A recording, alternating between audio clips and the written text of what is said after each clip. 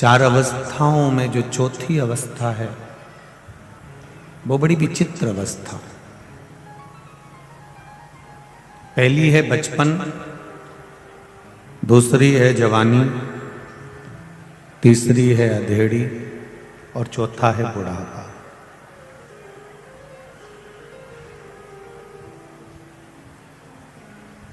हम हमारे पुराणों को, हमारे शास्त्रों को, हमारे वेदों को अगर हम देखें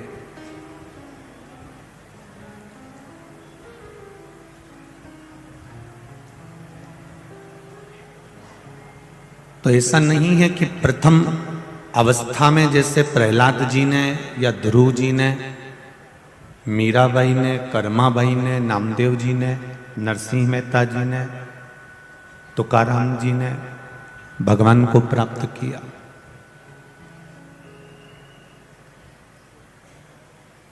पर साथ में चतुर्थ अवस्था वालों को भी देखा जाए कि चौथी अवस्था में इन्होंने भी परमात्मा को प्राप्त किया।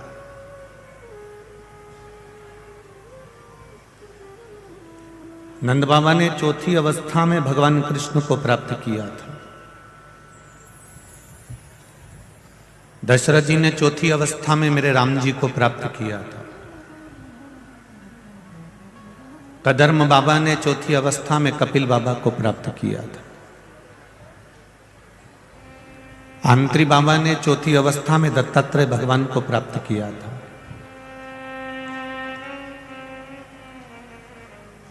केवल ये अंदाजा लगाकर ना बैठे कि चौथी अवस्था में अब हम क्या करेंगे, हमारी अवस्था निकल गई, हमारी अवस्था निकल गई, अब हम किसी काम के नहीं रहे। ऐसा नहीं है।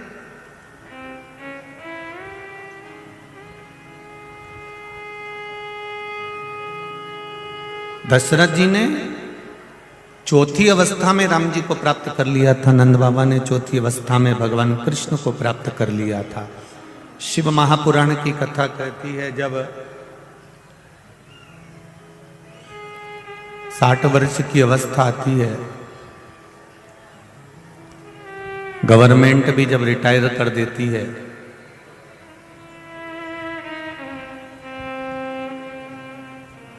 अपनी कुर्सी छोड़कर व्यक्ति अपने घर पर बैठ जाता है।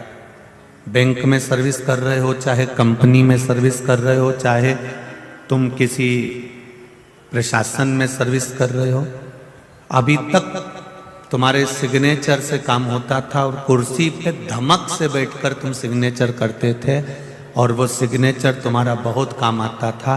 पर जब तुम रिटायर हो जाओगे तब तुम्हारा सिग्नेचर उस ऑफिस में काम नहीं आएगा जिस ऑफिस में तुम पहले सिग्नेचर करते थे। रिटायर होने के बाद तुम जाके उस कुर्सी पर भी बैठना चाहोगे तो कोई तुम्हें बैठने नहीं देगा। बोला बैठने देगा क्या? नहीं। रिटायर होने के बाद में लोग कह देंगे अब अपने घर पर बैठो, तुम्हारे सिग्नेचर अब तुम्हारे घर पर करो, तुम्हें पैसे निकालना है, करना है तो तुम्हारे बैंक में करो। पर जिस कुर्सी पर, जिस आसन पर, जिस सिंहासन पर बैठकर आप सिग्नेचर करते थे और जो काम तुम्हारा सिग्नेचर से हो जाता था वो केवल तुम्हारे रिटायर होने के पहले है। रिटायर होने के बाद उस सिग्नेचर की मूलता नहीं। तो यहां शास्त्र कह रहा है कि जब तक कुर्सी पर हो तब तक तुम्हारे साइन काम करेंगे, उसके बाद वो साइन काम करना बंद कर देंगे। शिव पुराण भी कह रही है जब तक जिंदा हो तब तक तुम्हारा भजन काम करेगा, मरने के बाद की कोई गारंटी।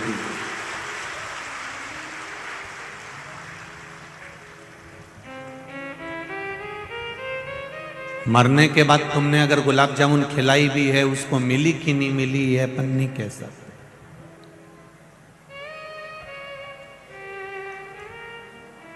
पर जीते जी अगर तुमने गुलाब जामुन खिलाई है,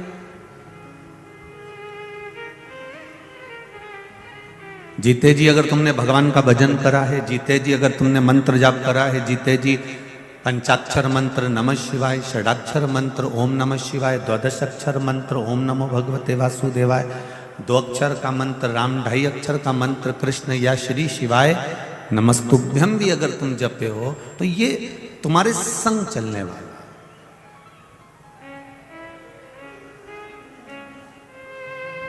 ये तुम्हारे साथ चलने वाला। जब तक मृत्यु लोक पर हो, जब तक ये श्वासें चल रही है, तब तक भगवान का भजन करते चलो। जब श्वास चलना बंद हो जाएगी तो उस भजन की कोई मूलता नहीं रहेगी। तुम्हारे सिर के पास में अगर कोई शव पड़ा हुआ है, कोई बॉडी पड़ी हुई है और उसके पास में बैठकर कोई गीता जी भी सुना रहा है तो उससे उसको कोई सुनाई नहीं दे रहा।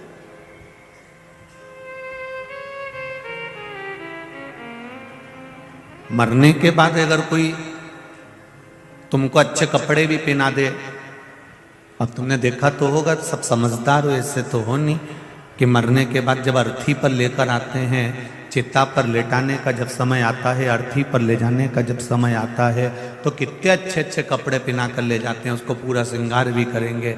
बहू सास को खूब अच्छे से नहलाएगी भी, फिर कपड़े भी बदलेगी बहू, फिर बेटा भी श्रृंगार करेगा, फिर पति भी श्रृंगार करेगा, फिर अच्छा मेहंदी हल्दी कुंकू सब लगा लुगू के इत्र मित्र लगा के सारा जेवर मेवर पहना के अच्छी वाली साड़ी पहना कर फिर उसको जो है अर्थी पे लेटाएंगे, फिर ले जाएंगे।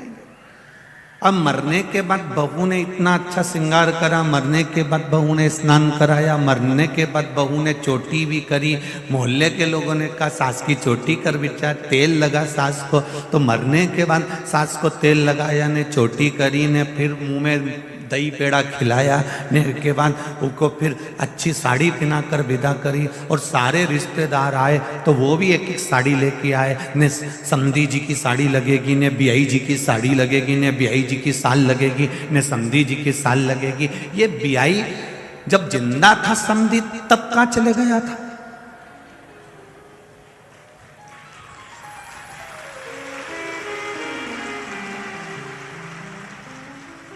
ये बहू इतना तेल लगा रही है, कंगा कर रही है, आंख से आंसुरा डालती जाए और जबरदस्ती का तेल लगाती जाए ने, महावूर लगाती जाए ने, मेहंदी लगाती जाए। जब सास जिंदा थी तो रोज सुबह शाम कोसती थी। क्यों री इंदौर वाली हो? सही है कि गलत है?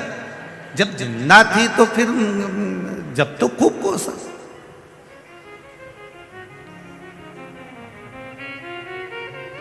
वाहवारी दुनिया मतलब की दुनिया में किसी का कोई नहीं, संसार में कोई किसी का नहीं है। यहाँ तो केवल एक जैसे मंच जैसे रामलीला का बनता है और रामलीला के मंच पर जैसा वो पूरा नाटक होता है, उसी तरह हमारे संपूर्ण जीवन में हम नाटक ही कर रहे हैं, संपूर्ण जीवन के अंदर।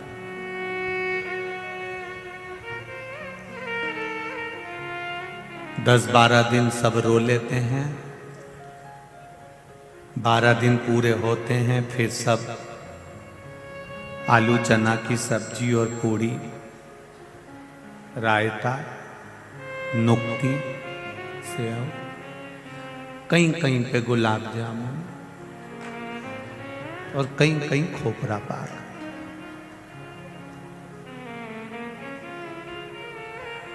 और मरे में भी चैन नहीं है इनको, मरे में भोजन करने आए हैं, उसके बाद भी कह रहे हैं तरी तरी दो, उसके बाद भी कह रहे हैं कि तरी तरी दो। अरे ओ भेरू, अरे जरा विचार तो कर, वो मर गया बेचारा, सारे घर में गम, और तुम कह रहे क्या तरी तरी दो थोड़ी, रायता में जरा नुक्ती तो आन दो जरा, और नमक लाओ थोड़ा, नमक कम है रायता में, जाओ। कुछ नहीं होगा, मरने वाला मरकर चले गया, सारी जमीन जायदाद प्रॉपर्टी गाड़ी बंगला हैंडसेट चेन अंगूठी मोबाइल सब यही छोड़ गया, सब यही। और जो मरने वाला था वो चले गया।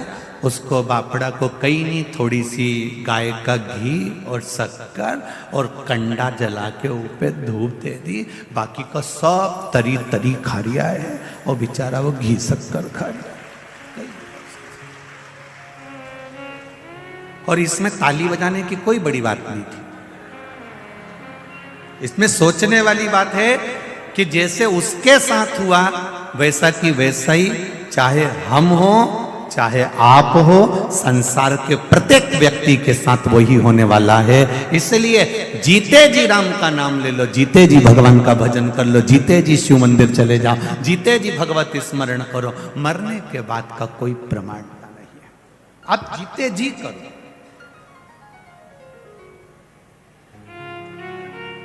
पहले जीजियों ने बहुत अच्छा एक भजन गाती थी, कभी प्यासे को पानी पिलाया नहीं, बाद अमृत पिलाने से क्या फायदा।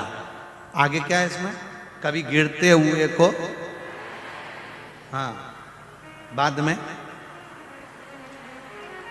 आंसू बहाने से क्या फायदा। मैं तो मंदिर गई, देवालय गई और पूजा करते करते मुझे ख्याल आ गया, कभी माँ बाप की सेवा करी ही नहीं, फिर पूजा कराने से क्या फायदा। ये शरीर दिया है परमात्मा ने, बड़ा सोच समझ कर दिया है। इस शरीर का सदुपयोग परमात्मा की भक्ति में होना चाहिए। हम मना नहीं करेंगे, आपका जो मनुष्य का देह मिला है आप और हमको, तो इसको सार्थक भी तो करना पड़ेगा।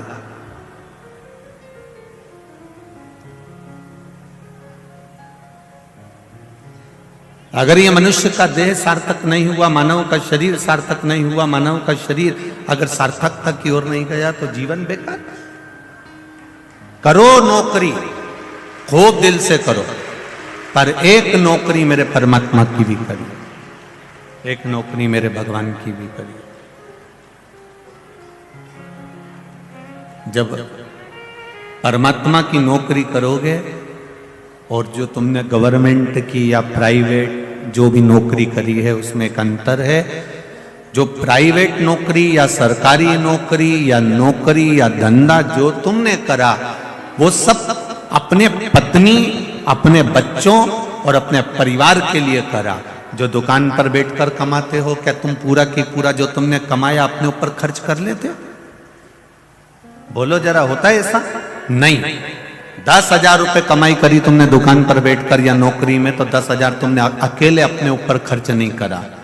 इतना बड़ा मकान तुमने बनाया, उस मकान में भी तुम्हारा खुद का रहना तो एक केवल जरा सा 6 फीट का, जो 8 फीट का जो पलंग होता है उस पर कितना रात्रि विश्राम करा, सुबह उठे, स्नान करा और फिर दुकान चले गए। छोटी सी जिंदगी।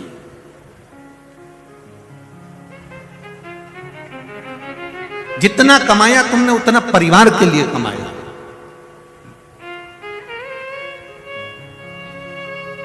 जितना कमाया आपने उतना बच्चों के लिए कमाया।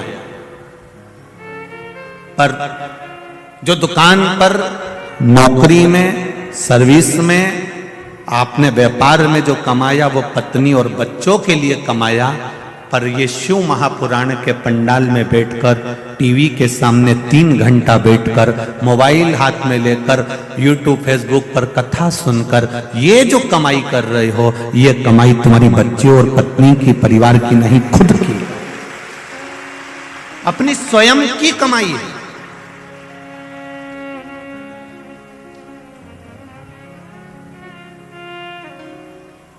विधायक संजय भैया मित्र मंडली कथा करा रही है और वो मित्र मंडली ने कथा कराई है, तो वो कथा अगर उन्होंने कराई है तो उस कथा का फल यही है कि अपने जीते जी अपनी जो कमाई हुई, अर्थात भगवत भजन की कमाई, राम नाम, कृष्ण नाम की कमाई, शिव नाम की कमाई, भगवत स्मरण की कमाई।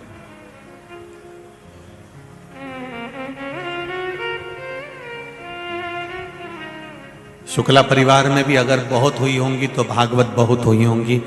नानी बाई का मायरा भी हुआ होगा, श्याम भजन भी हुआ होगा, राम भजन भी हुआ होगा, सुंदरकांड भी हुआ होगा, रामचरितमानस भी हुई होगी, गीता का स्मरण भी हुआ होगा, सब कुछ हुआ होगा। पर पहली बार अगर शिव महापुराण की कथा मिली है और पहली बार अगर शिव पुराण की कथा हो रही है तो शुक्ला परिवार को भी भगवान को धन्यवाद देना चाहिए कि हमने जिंदगी में कौन सा पुण्य करा होगा जो ये शिव पुराण मिली। ये शंकर भगवान की जो कथा मिली है ये कोई सहज नहीं है। चारों तरफ इस ग्राउंड के जितने चारों तरफ रोड है, उस रोड पर लोग बैठ बैठ कर कथा का रस तत्व ग्रहण कर रहा है। कल भी हमारे पास में पत्र आया था, आज भी पत्र आया था, तो उसमें एक ही बात कही है कि पब्लिक बहुत ज्यादा संख्या में आ रही है, सब अपने घर पर बैठकर कथा का रस तत्व ग्रहण करें। गुरुजी आप बोलो कि अब भीड़ बहुत हो चुका है तो अब सब अपने अपने घर में बैठ के कथा सुने।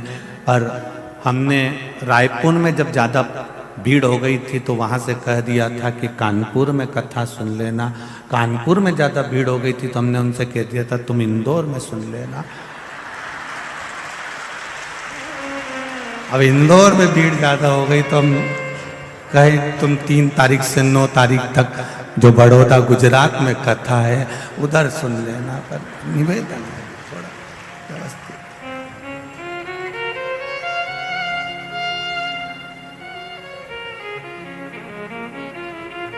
भक्ति है आपकी, आपका विश्वास है, आपका भरोसा है।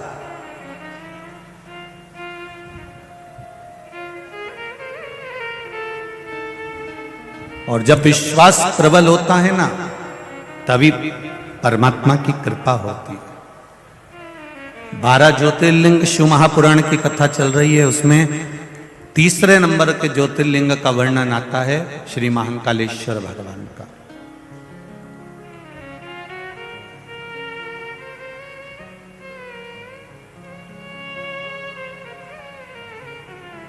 अवंतिका नरेश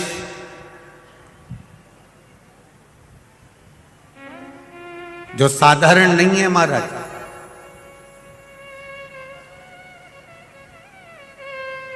पूरी दुनिया में नगर का राजा, क्षेत्र का राजा रात भर रुक सकता है, पर अवंतिका की भूमि पर, उज्जैन की भूमि पर जहां पर मेरा महाकाल राजा बैठा है वहां दूसरा राजा नहीं रुक सकता।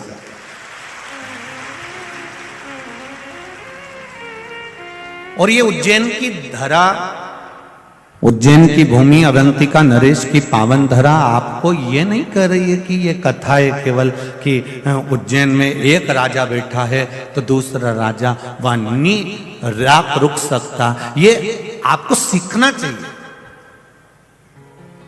जब उज्जैन में एक राजा बैठा है तो दूसरा राजा रात्रि भर, बोलो जम के, नहीं रुक सकता। तो तुम्हारे दिल में अगर महाकाल बैठा है तो दूसरा घुसता कैसे है? दूसरा कैसे प्रवेश कर जाएगा?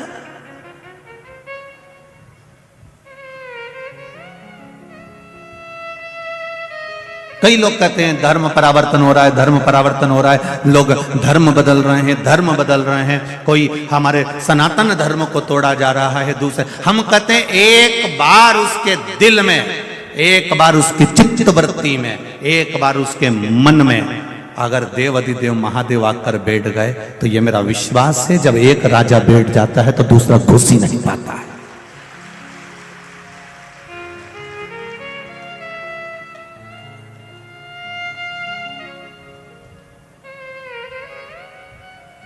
एक अगर प्रवेश कर गया तो फिर दूसरा कहां?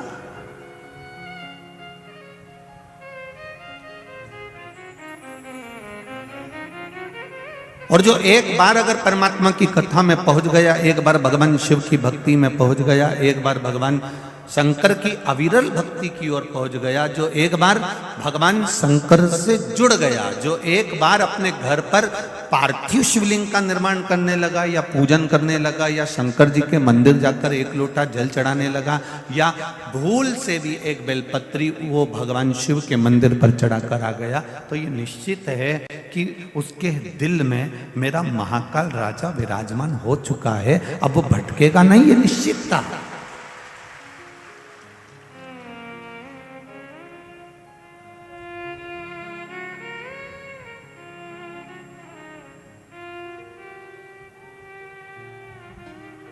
अविरल भक्ति जब आपके भीतर विराजमान हो गई तो फिर भटकना छूट गया।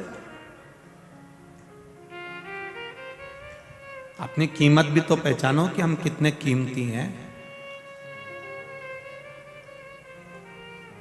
जितनी कीमत हीरे की नहीं है, जितनी कीमत सोने और चांदी की नहीं है, जितनी कीमत किसी प्रॉपर्टी की नहीं है, जितनी कीमत किसी मॉल की नहीं है, जितनी कीमत किसी जगह की नहीं है, उससे 1000 करोड़ों गुना कीमत तुम्हारी है, क्योंकि तुम में वो बल है कि ऐसे कई प्रॉपर्टियां तुम अपने बल पर खड़ी कर सकते।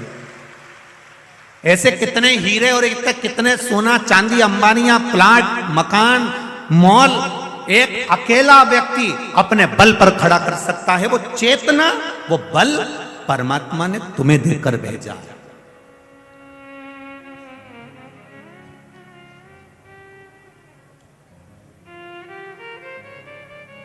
कई लोग रोते हैं आंखों में आंसू भर भर के, हम तो बहुत गरीब हैं गुरुजी, हम तो बहुत गरीब हैं। हम भी कह देते हैं जी काय की गरीब। अभी हॉस्पिटल चल, 10 लाख की एक किडनी बेची आते हैं, दूसरी बेची, 20 लाख की खट्टा। करोड़पति बनाकर भेजा है मेरे मालिक ने आपको, किसी को भी भिखारी बनाकर नहीं भेजा। इस शरीर की जिस दिन तुम्हें कीमत समझ में आ जाएगी, कई लोग कहते हैं हमारा तो पैदा होना ही बेकार है, हमारा तो संसार में रहना ही बेकार है। हम उनसे एक बात पहले भी कहे, आज फिर कहते हैं, इतनी माताएं बैठी और इतने भाई लोग बैठे हैं, ये अपने कमरे में, अपने कक्ष में, अपने कमरे के अंदर अटाला बिल्कुल नहीं रखते। अटाला रखने के लिए इन्हें एक कमरा अलग से बनाकर रखा। पूछ लो तुम्हारी पड़ोसन से, कोनी मार के पूछ लो भले, कोई दिक्कत नहीं है। तुम सोचो कि श्योर वाला मारा तो यूं झूठी झूठी बोल रही है तो कोई बात नहीं, जी जी हरिओ कमला, कोई टेंशन नहीं, उसमें चिंता मिंता नहीं करना अपने को। अपन तो पूछ लो तुम पड़ोसन से, क्यों री भंगार का कमरा, अटाला रखने का कमरा, टान पर ऊपर इधर उधर अपन रखे कि नहीं रखे? अपना कमरा में कोई अपना अटाला का सामान रखे? ऐसा कोई नहीं है जो अपने कमरे में अटाला सामान रखेगा, बेकार सामान रखेगा, फालतू का सामान रखेगा। सबने अपने कमरे में, अपनी अलमारी में, तुम साड़ी भी वही रखते हो जो तुम्हारी काम की है, नहीं तो तुम बाकी की जो बेकार वो तो पेटी में पटक देते। अटाला तो तुम तुम्हारे कमरे में रखते ही नहीं। जब तुम तुम्हारे कमरे में अटाला सामान नहीं रखते, कवाड़ा सामान नहीं रखते, बेकार सामान नहीं रखते, तो मेरा महाकाल राजा अपनी पृथ्वी पर अटाला को क्यों रखेगा?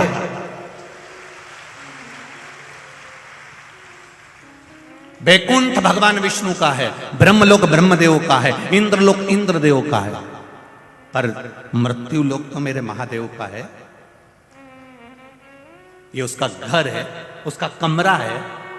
पृथ्वी पर भगवान उसी को पैदा करता है, उसी को जन्म देता है जिसको भगवान जानता है कि ये जन्म लेकर कुछ अच्छा कर सकता है, इसमें वो बल है, इसमें वो ताकत है कि ये संसार का उद्धार कर सकता है, उसको पैदा करता है।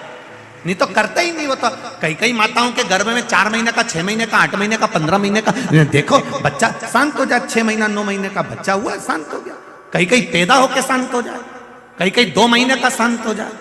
माँ रोती है, बिलखती है, मेरा 2 महीने का बच्चा चले गया, मेरा 6 महीने का चले गया, मेरा 4 महीने का चले गया। पर भगवान से कोई पूछे इसका 4 महीने का क्यों गया, इसका 6 महीने का क्यों गया, इसका 3 महीने का क्यों गया? पार्वती जी शिव जी से पूछ ले कि तुमने इसके बच्चे को क्यों गिरवा दिया? ये बच्चा तो इसका पूरा होना था, 9 महीने का होना था, फिर इसको 8 महीने में, 7 महीने में, 6 महीने में क्यों समाप्त कर दिया?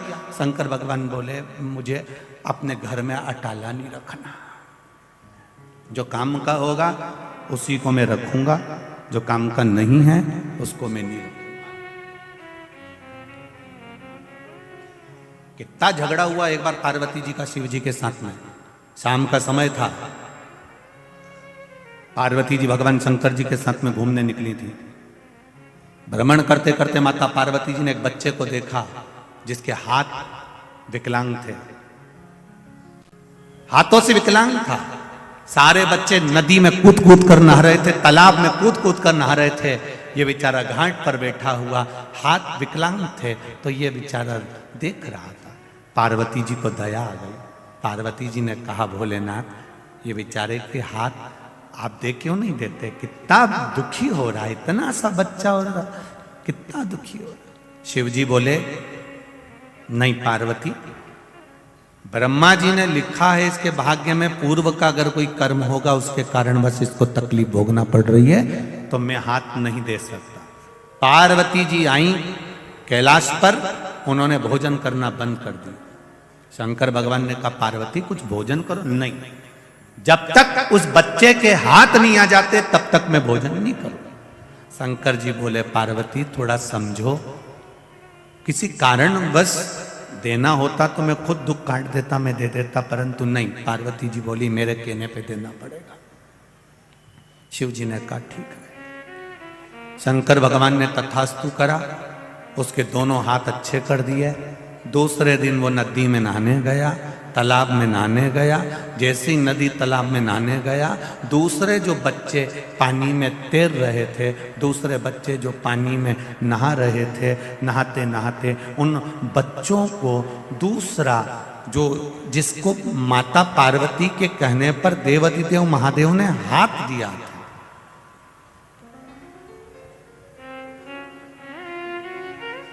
जिसको हाथ दिए थे माता पार्वती के कहने पर, वो बच्चा दूसरे बच्चे जो नहा रहे थे उनको पानी में डुबो डुबो कर मारने लगा।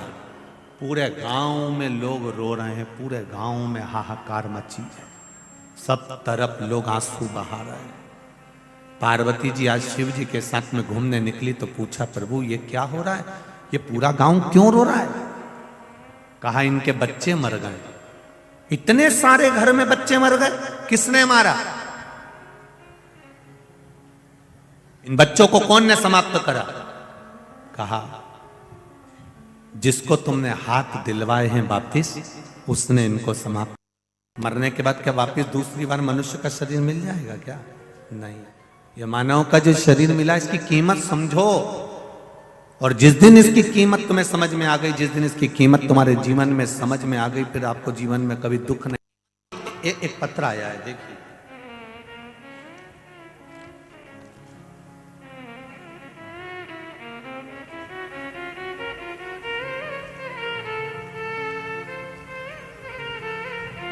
संगीता शांताराम खराड़े, महाराष्ट्र, चुन्नर तालुका गांव, मोबाइल नंबर ये है। आप कौन हैं? हाथ हिलाइएगा जो आई हो। आप ही हैं? दोनों हाथ हिला दो। भोले बाबा की महिमा का क्या बखान करूं मैं गुरुजी। मेरे कैंसर जैसी भयानक बीमारी को ठीक कर दिया है बाबा ने। बाबा के पंडाल में बाबा को धोख लगाने के लिए आई हूं। बाबा आपने कहा था कि शंकर की शिव महापुराण में जाकर उसने अगर कृपा करी है तो नमन जरूर करूं, तो मैं करने आई हूं। मुझे पेट के नीचे कैंसर की गठान हो गई थी जो 5 साल से थी, जिसका पता 2021 में चला, जो कि सीटी स्कैन कराई तो डॉक्टर ने बोला यह 3rd स्टेज पर पहुंच गई है। इंद्राणी अस्पताल में दिखाया था, तब हमने डॉक्टर के कहे अनुसार 28 रेडिएशन कराए और 3 रेडिएशन पूना में हुए, 5 किए।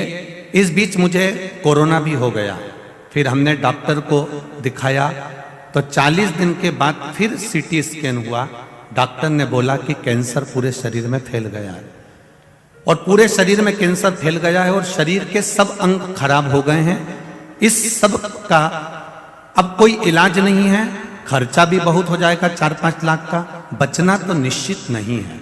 डॉक्टर ने बोला ये कुछ समय के मेहमान हैं और मैंने खाना पीना चलना फिरना सब कुछ छूट गया और मैं पूरी तरह से पलंग पर बेड रेस्ट हो गई, पड़ी रहती थी दिन रात।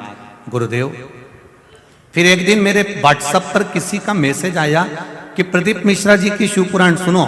मेरे घर वालों ने उसी दिन कथा सुनाई, मैं बहुत रोई, भगवान शिव से प्रार्थना करने लगी। परिवार वालों से कहकर मैं शंकर के मंदिर गई और हाथ पकड़कर शंकर के मंदिर में जाकर जल समर्पित किया। उस जल को वही मंदिर में पिया, शिव जी पे चढ़ी बेलपत्री खाना चालू करी, शिव मंदिर में झाड़ू पोछा करने लगी। बच्चों से कहा मैं मरने तो वाली हूँ, मुझे मंदिर के अंदर ही छोड़ दो। मंदिर में रहती, झाड़ू पोछा करती, शाम को घर आती, सो जाती। बाबा की कृपा से जो 3rd स्टेज का कैंसर था, जब जांच कराया तो कैंसर मेरे शरीर से जा चुका था और मैं ठीक हो चुकी हूँ। मैं बाबा को यहाँ धोख लगाने आई हूँ प्रणाम करने के लिए। आराम है। अब मैं खुद, आपने लिखा है, मैं खुद चलकर बाबा को धोख लगाने आई हूँ। जो 2 कदम चल नहीं पाती थी, आज बाबा के दरवाजे में मैं खुद महाराष्ट्र से यहाँ प्रणाम करने आई हूँ। श्री शिवाय नमस्तुभ्यम। जी स्वस्थ रहिए, बाबा कृपा करे। श्री शिवाय नमस्तुभ्यम। बैठिए। ये विश्वास है हमारा, ये दृढ़ता है हमारी, ये भरोसा है हमारा। तेरी कृपा बिना न हिले एक भी अणु, लेते श्वास तेरी कृपा से तनु तनु। बखान क्या करूं मैं राखों के ढेर का, चपटी भभूत में खजाना कुबेर का।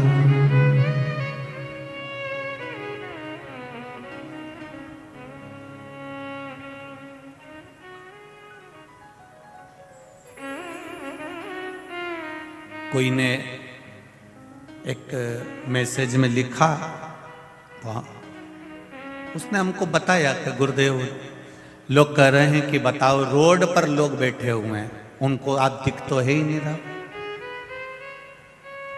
लोग अपने अपने घर से बिछाने की दरी चादर तक लेकर आए हैं, आराम से बैठकर कथा सुन रहे हैं रोड पर।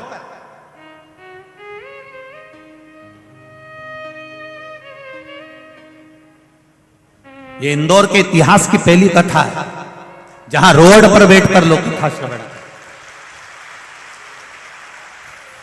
पूरे ग्राउंड के आसपास जितनी रोड है सब जगह पर। उन्होंने कहा गुरुदेव, ये रोड पर बैठे हैं, ना दिख रहे हो आप, कथा का रस तत्व सुन रहे हैं, इसका क्या फल है?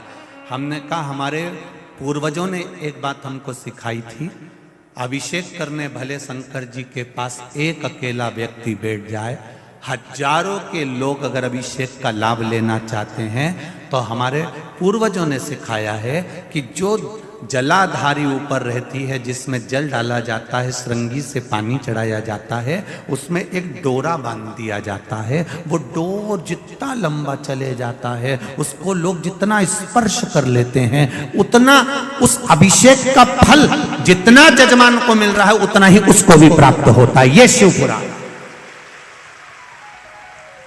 हमारे पूर्वजों ने हमको सिखाया है। कल कथा में था, बेलपत्री का मात्र स्पर्श ही हमको सुख दे गया। बेलपत्री का केवल स्पर्श। तो जितने लोग रोड पर बैठकर कथा सुन रहे हैं, ये मत सोचना कि हमें दिख नहीं रहे हो, हमें पोथी का दर्शन नहीं हो रहा, तुम चिंता ना करो। आप शिव महापुराण का जो अभिषेक चल रहा है, शिव महापुराण की जो 3 घंटे की कथा चल रही है, उसकी डोरी आपके हाथ में है, आपको उसका फल जरूर मिलेगा, ये निश्चितता। जितने टीवी के सामने सुन रहा है, जितने मोबाइल पर सुन रहा है, इसका फल आपके भाग्य में, आपके अनुसार। ये माता ने लिखा कि कैंसर जैसी बीमारी, अब 3rd स्टेज का अगर व्यक्ति को कैंसर है, वो पलंग से नहीं उठ पा रहा है, पलंग नहीं छोड़ पा रहा है, जो पड़ा हुआ है, उसने सुन ली कथा में कि शंकर जी के मंदिर जा, एक लोटा जल चढ़ा। ना ये सीवर वाले से कभी मिली, ना सीवर वाला इनसे मिला, क्योंकि इतने लोग आते हैं, किस किस से मिलोगे, कहां मिलना।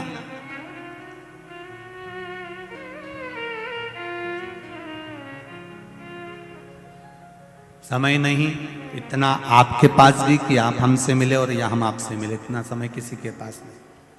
केवल आप लोगों का जो भाव है इन पत्रों के माध्यम से आ जाता है, वो भी जितने पढ़ाते हैं पढ़ लेते हैं, बाकी के यहाँ पर रखे रहते हैं। इंदौर वालों के लिए छोड़ के चले जाएंगे, बाद में तुम पढ़ते रहना आराम से बैठकर, निकालते रहना। उसमें मोबाइल नंबर भी है, सबसे बात भी कर लीजिए। खुशी जीवन की आप। उज्जैन के महाकाल बाबा का तृतीय ज्योतिर्लिंग का जो वर्णन किया गया, यह साधारण नहीं है मेरा महादेव। उज्जैन महाकाल राजा जहां बैठे हैं, उसमें दूसरा राजा प्रवेश नहीं कर सकता। उसी तरह जिसके दिल में शिव आकर बैठ गए, फिर दूसरे धर्म का व्यक्ति चाहे कितना भी लोभ दे दे, कितना भी उसको लालच दे दे, वो जाता ही नहीं है, टलता ही नहीं जाएगा।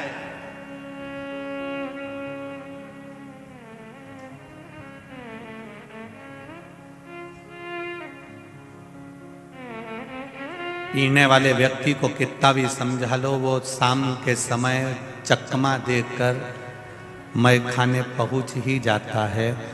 जिसके भीतर शिव महापुराण की कथा का रस नशा एक बार हो जाता है, वो ये नहीं देखता कि अंदर बैठकर कथा सुन रहा हूं कि बाहर बैठकर, उसको तो केवल अपनी मस्ती में कथा का लाभ ले रहा है, उसको मतलब नहीं है।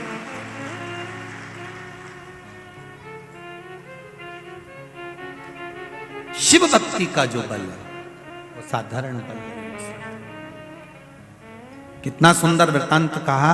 अवंतिका नगरी में एक ब्राह्मण रहता था। वैसे तो पूरी अवंतिका नगरी ब्राह्मणों से भरी हुई थी। संपूर्ण अवंतिका नगरी, मेरे महाकाल की नगरी उज्जैनी ब्राह्मणों से भरी पड़ी हुई थी। कहते हैं काशी में और उज्जैनी में,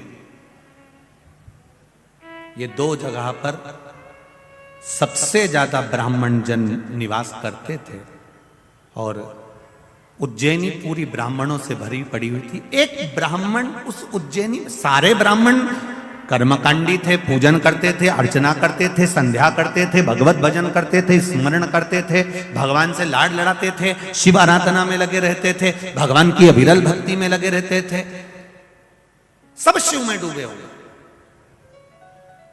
सभी शंकर भगवान में डूबे हुए।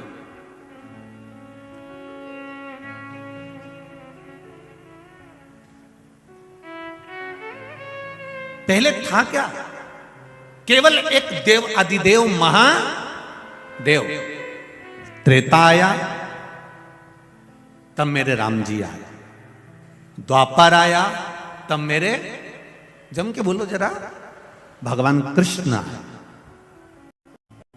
त्रेता आया तब राम जी आए, द्वापर आया तब कृष्ण आए। इससे पहले थे के केवल एक शिव, केवल एक नारायण, केवल एक ब्रह्मा। ब्रह्मा विष्णु महेश का एक स्वरूप, लिंग स्वरूप में भगवान शंकर के एक स्वरूप में विराजमान था।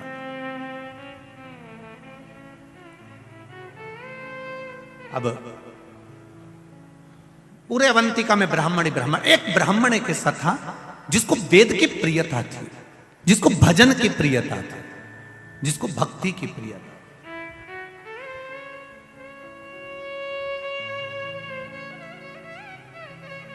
महाराज उस ब्राह्मण का नाम था वेदप्रिय, बड़ा विद्वान, सारे ब्राह्मणों के साथ में रहना, सब ब्राह्मणों के साथ में मिलकर भगवत भजन करना, सब ब्राह्मणों के साथ में मिलकर भगवान शंकर की भक्ति करना। अब शिव की भक्ति में दिन रात डूबा रहता था, दिन रात।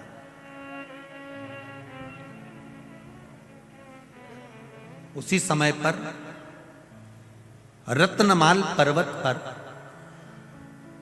एक राक्षस हुआ जिसका नाम दूषण है। क्या नाम था? दूषण नाम का राक्षस। ये अवंतिका से 2 योजन की दूरी पर रहता था। जिस पर्वत का नाम था रत्नमाल पर्वत, उस रत्नमाल पर्वत के ऊपर दूषण नाम का राक्षस रहता था। यह दूषण नाम का जो राक्षस था, इसने ब्रह्मा जी से वर प्राप्त करा, बहुत तप करा, बहुत तप। कहते हैं इसने हजारों हजार वर्ष तक तप करा, पर ब्रह्मदेव ने आकर इसको वर नहीं दी। ये परेशान हो गया वर मांगने के लिए।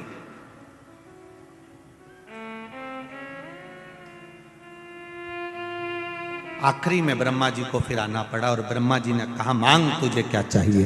तो उसने एक बात कह दी, अगर देना चाहते हो तो मुझे दीजिए कि मेरे प्राण ना छूटे। ब्रह्मा जी ने कहा यह तो हो नहीं सकता कि तू मरेगा नहीं, मरना तो पड़ेगा।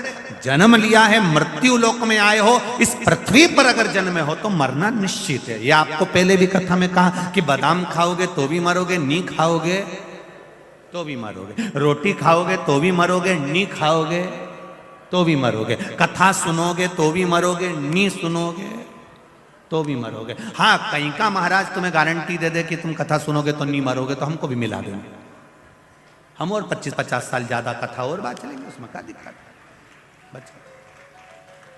कथा सुनोगे तो भी मरना और नहीं सुनोगे तो भी मरना। बस अंतर केवल इतना सा है कि जैसे तुम भजन कर कर कथा सुनकर अगर मरे तो बिल्ली अपने मुख से अपने बच्चे को जैसे पकड़ती है, साथ घर लेकर जाती है, वो बच्चा सुरक्षित रहता है। और बिल्ली अपने मुख से चूहे को पकड़ती है, चूहा मर जाता है। उसी तरह जो भगवान शंकर की भक्ति कर कर, राम कृष्ण की भक्ति कर कर, परमात्मा का भजन कर कर जो मरता है, वो बिल्ली के बच्चे जैसा बचकर बैकुंठ का राज करता है, बैकुंठ का सुख भोगता है। और जो परमात्मा की भक्ति में नहीं डूबा, केवल शरीर को सुंदर बनाया, अच्छा अच्छा कपड़ा पहना, खूब परफ्यूम लगाया, 2 घंटे तक धागे से सेट कराया,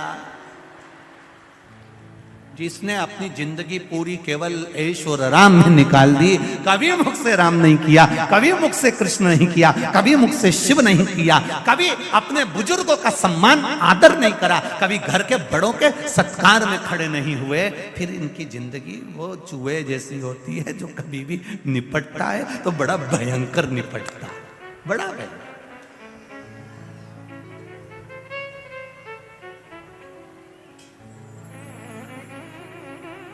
भक्ति के बल पर चलते, भाव को। महाराज दूषण ने कहा मुझे मरना नहीं है, आप मुझे वर दीजिए ब्रह्मदेव। ब्रह्मा जी ने कहा ऐसा नहीं हो सकता कि तुम मरोगे नहीं, मरना निश्चित है, ये निश्चितता है, तुम्हें मरना तो पड़ेगा, पर मुझे दूसरा वर दे दो। क्या वर चाहिए? महाराज अगर मैं मरूं, मान लो मेरे प्राण छूटे, तो मुझे मारने वाला भी ऐसा होना चाहिए जिसकी बहन ने हजारों वर्ष तक मेरे जैसा तप करा हो। अब जरा अवंतिका नरेश की कथा का जरा स्मरण करिएगा, बड़े ध्यान से सुनिएगा। और जितने लोग टीवी पर सुन रहे हैं, जितने लोग बाहर बैठकर सुन रहे हैं, मोबाइल पर सुन रहे हैं, थोड़ा ध्यान लगाकर सुनना। मुझे मारने वाला वो होना चाहिए जितना तप मैंने करा। अगर कोई पुरुष मुझे मारता है तो उसकी बहन में साथ इतना ही तप होना चाहिए जितना तप मैंने किया। और यदि मेरे प्राण छूटते हैं और मेरा रक्त भूमि पर गिरता है तो मैं रूप फिर बदल सकता हूं। ब्रह्मा जी ने कहा तुम्हारा रक्त अगर पृथ्वी पर 1000 जगह गिरा तो तुम तो 1000 रूप रख लोगे। कुछ थोड़े से रूप तुमको दे सकता हूं। तो दूषण नाम के राक्षस ने रत्नमाल पर्वत के ऊपर जो तप साधना में बैठा था वर मांगा, अगर मेरा रक्त 84 बूंद पृथ्वी पर गिरती है तो मैं 84 बार रूप रखकर लड़ सकता हूं, मुझे वर दो। ब्रह्मा जी ने कहा तथास्तु, पर एक बात सुन लो, अगर 84 ही रूप उस बहन के भाई ने धारण कर लिए और उसने तेरा संहार एक साथ कर दिया तो फिर तेरा अंत निश्चित है। मैं मानता हूं कि मेरा अंत हो जाए। अब इतना वर सोच समझकर मांगा गया, इतना वर मांगा है। दूषण नाम का राक्षस तो आनंदित हो गया, उसने अवंतिका नगरी में प्रवेश कर गया। उसका सबसे बड़ी, वो कहते हैं ना, उसकी सबसे प्रिय चीज क्या थी, उसकी हॉबी क्या थी, तो कहा उसकी प्रियता, सबसे प्रियता यह थी कि ब्राह्मण के बच्चों को पकड़कर उनका रक्त निचोड़कर पीता था और बच्चों को जमीन में छोड़ देता था।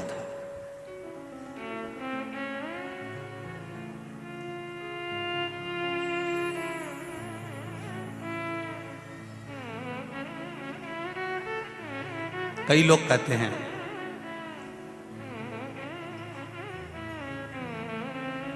कि ब्राह्मणों ने जिंदगी भर केवल राज करा है, ठाट करा है।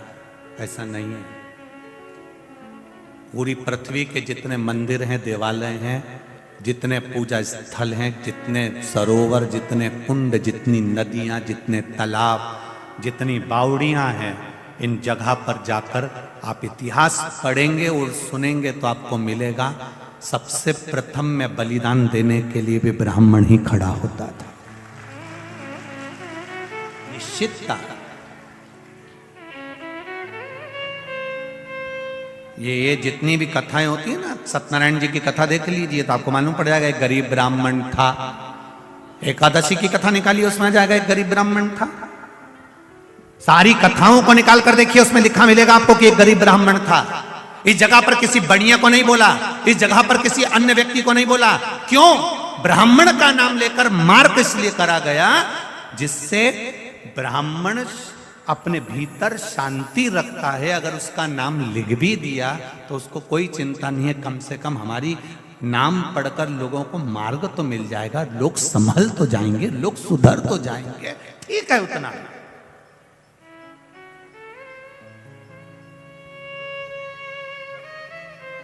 उसने किसी से ऑब्जेक्शन नहीं करा कि हमारा नाम यहां पर क्यों लिखा, सत्यनारायण जी की कथा में हमारा नाम क्यों आया, गरीब ब्राह्मण का नाम क्यों आया, हमारा नाम क्यों आया। उससे कथा, देवराज नाम का ब्राह्मण, शिव महापुराण, बिंदुक नाम का ब्राह्मण, शिव महापुराण, आत्मदेव नाम का ब्राह्मण, श्रीमद् भागवत कथा, देव नाम का ब्राह्मण, विष्णु पुराण।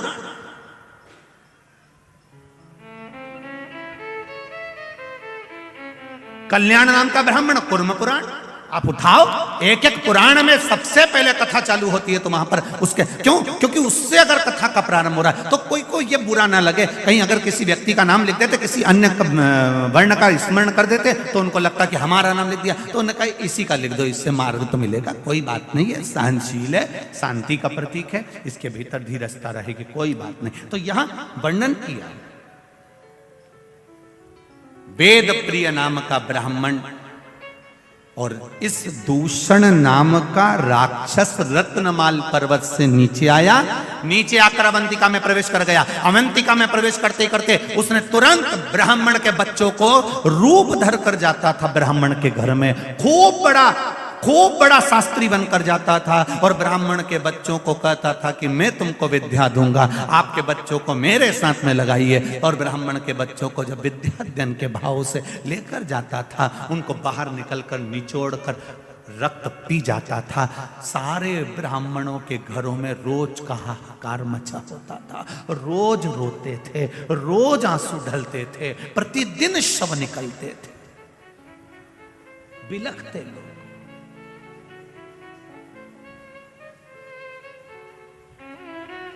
ये अवंतिका की पावन धरा ऐसी ही अवंतिका की धरा नहीं हो गई रे मेरे भाई। एक एक ज्योतिर्लिंग का अगर स्मरण करा जाए, हम हमेशा कहते हैं, आज फिर कहते हैं, जिस दिन तुम्हारे भीतर थोड़ा सा भी बल कमजोर पड़ जाए, थोड़ा सा पावर कम पड़ जाए, थोड़ा सा लगे कि मेरा मन अटखेलियां कर रहा है, मेरा मन लग नहीं रहा, मेरा चित्त नहीं लग रहा, लोग मुझे परेशान कर रहे हैं, निवेदन करूंगा 12 ज्योतिर्लिंग में से किसी भी एक ज्योतिर्लिंग पर एक दिन रात्रि भर आराम से रुक कर आओ, भगवान का दर्शन कर कर आओ। जब हम डीपी के पास जाएंगे तो डीपी के पास जाते से हमको वो बल मिल जाएगा, वो पावर मिल जाएगा कि हमारे पंखे लाइट वापस चालू हो जाएंगे। ये निश्चितता है। आप जाकर उसका स्मरण करिए। कनेक्शन सही जगह जोड़ने का प्रयास करो। ये माइक चल रहा है, इसको लाइट मिली है, अब वो डोरी फैला दे लंबी चौड़ी और खूब लंबी डोरी फैला दे और वहाँ डीपी से या मीटर से नहीं जोड़े और डोरी तो यहाँ तक आ गई और ये बार बार खटका चालू करे बंद करे, खटका चालू करे बंद करे। क्यों रे, ये माइक क्यों चालू हो रहा, माइक क्यों नहीं चालू हो रहा? अब ये तो यहाँ देख रहा, पर इसको क्या मालूम कि वहां से किसी ने कनेक्शन निकाल दिया। फिर ये दौड़ कर जाएगा, फिर कनेक्शन देखेगा, कनेक्शन निकला पड़ा है, फिर कनेक्शन उस प्लग में लगाएगा, वायर जोड़ेगा, तब जाकर माइक चालू होगा, लाइट चालू होगी, पंखा चालू होगा। उसी तरह कई लोग ऐसे हैं जो मंदिर तो जाते हैं, इनने डोरी तो फैला दी, ये पानी का लोटा लेके भी जाते हैं, ये डोरी फैली है। कई लोग मंदिर जाते हैं, कई लोग कथा में जाते हैं, कई लोग जाते हैं। ये जितने भी लोग कथा में आते हैं या जितने लोग भी मंदिर जाते हैं, समझ लेना इन्होंने डोरी तो खूब लंबी फैलाई है। रोज मंदिर जाती हूँ, मुझे 4 महीना हो गया, कोई के मुझे 6 महीना हो गया, कोई के महाराज की कथा सुनते सुनते हमारे तो 2 साल हो गया। इनने डोरी तो खूब लंबी फैलाई, खूब लंबी फैलाई, पर अभी तक इनने पिलक में नहीं जोड़ी है, इसलिए इनके खटके चालू नहीं हो। ये अगर दिल से एक बार शंकर की हो जाती, पिलक सही जुड़ जाता, तो फिर खटके चालू हो जाता, फिर कनेक्शन सही जुड़ ही नहीं पा रही। अब रोज घर आकर कहती है मैंने मंदिर में जल चढ़ाया था, भोलेनाथ जी ने नहीं सुना। अब तू खटका तो दबा रही है पर कनेक्शन सही नहीं जोड़ के आई। तू वहां गई तो थी मंदिर, पर जितनी भी माताएं बैठी थी ना, तू गई मंदिर, उनकी थाली देखती रही, उनका मुंडा देखती रही, उनका कपड़ा देखती रही, कहीं इधर टच कर, कहीं इधर टच कर, कहीं इसको कुछ बोल, कहीं उसको कुछ बोल, कहीं मंदिर की सुंदरता देखे, कहीं कचरा पड़ा हुआ देखे। पंडित जी तुम कहीं कर रहे थे, तुमसे सफाई नहीं बनी, पंडित जी तुमने ऐसा कर दिया, तुमने प्रसाद नहीं दिया। तुम वहां गई तो सही, पर कनेक्शन जहां जोड़ना था वहां नहीं जोड़ पाई, इन्हें दुनिया में जोड़ के आ गई। और अब के हमारे एक लोटा जल चढ़ाता चढ़ाता 6 महीना हो गया, भगवान ने हमारी सुनी नहीं। पिलक तो सही लगा दी जी, सही कनेक्शन कर लेती तो लाइट चालू, पंखा चालू, माइक चालू, तो कनेक्शन नहीं जोड़ पाई। जा जरूर रही है, डोरी तो बहुत लंबी फैलाई तूने, मना नहीं, कनेक्शन जोड़ना पड़ेगा।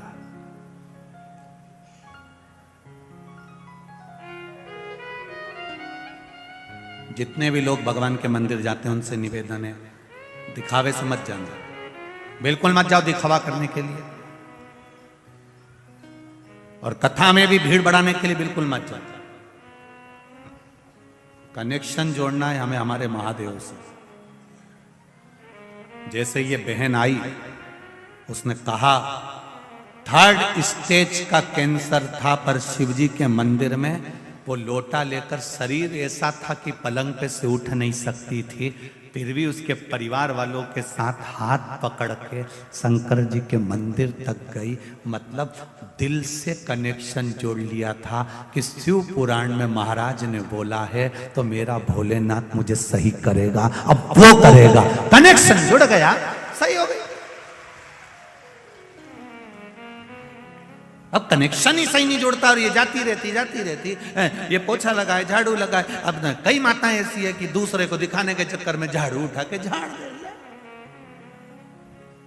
ये तो वही बहू जैसा हाल, चाय बना के ले आई, ट्रे में धर के। दूसरे को दिखाने के लिए हमें झाड़ू नहीं लगाना, दूसरे को दिखाने के लिए हमें जल नहीं चढ़ाना, दूसरे को दिखाने के लिए हमें पशुपति व्रत नहीं करना, दूसरे को दिखाने के लिए हमें शंकर भगवान का गुणगान नहीं करना। हमें दिखावे से दूर रहना। मेरे भोलेनाथ जी को दिखावा प्रिय नहीं है। मेरे शंकर भगवान को दिखावा कोई मतलब का नहीं, उसको चाहिए ही नहीं तुम्हारा दिखावा। तुम तो तुम्हारे पास रखो। वो शंकर जी कहते हैं मुझे चाहिए ही नहीं, तुम तो एक लोटा पानी उंडेल के चले जाओ।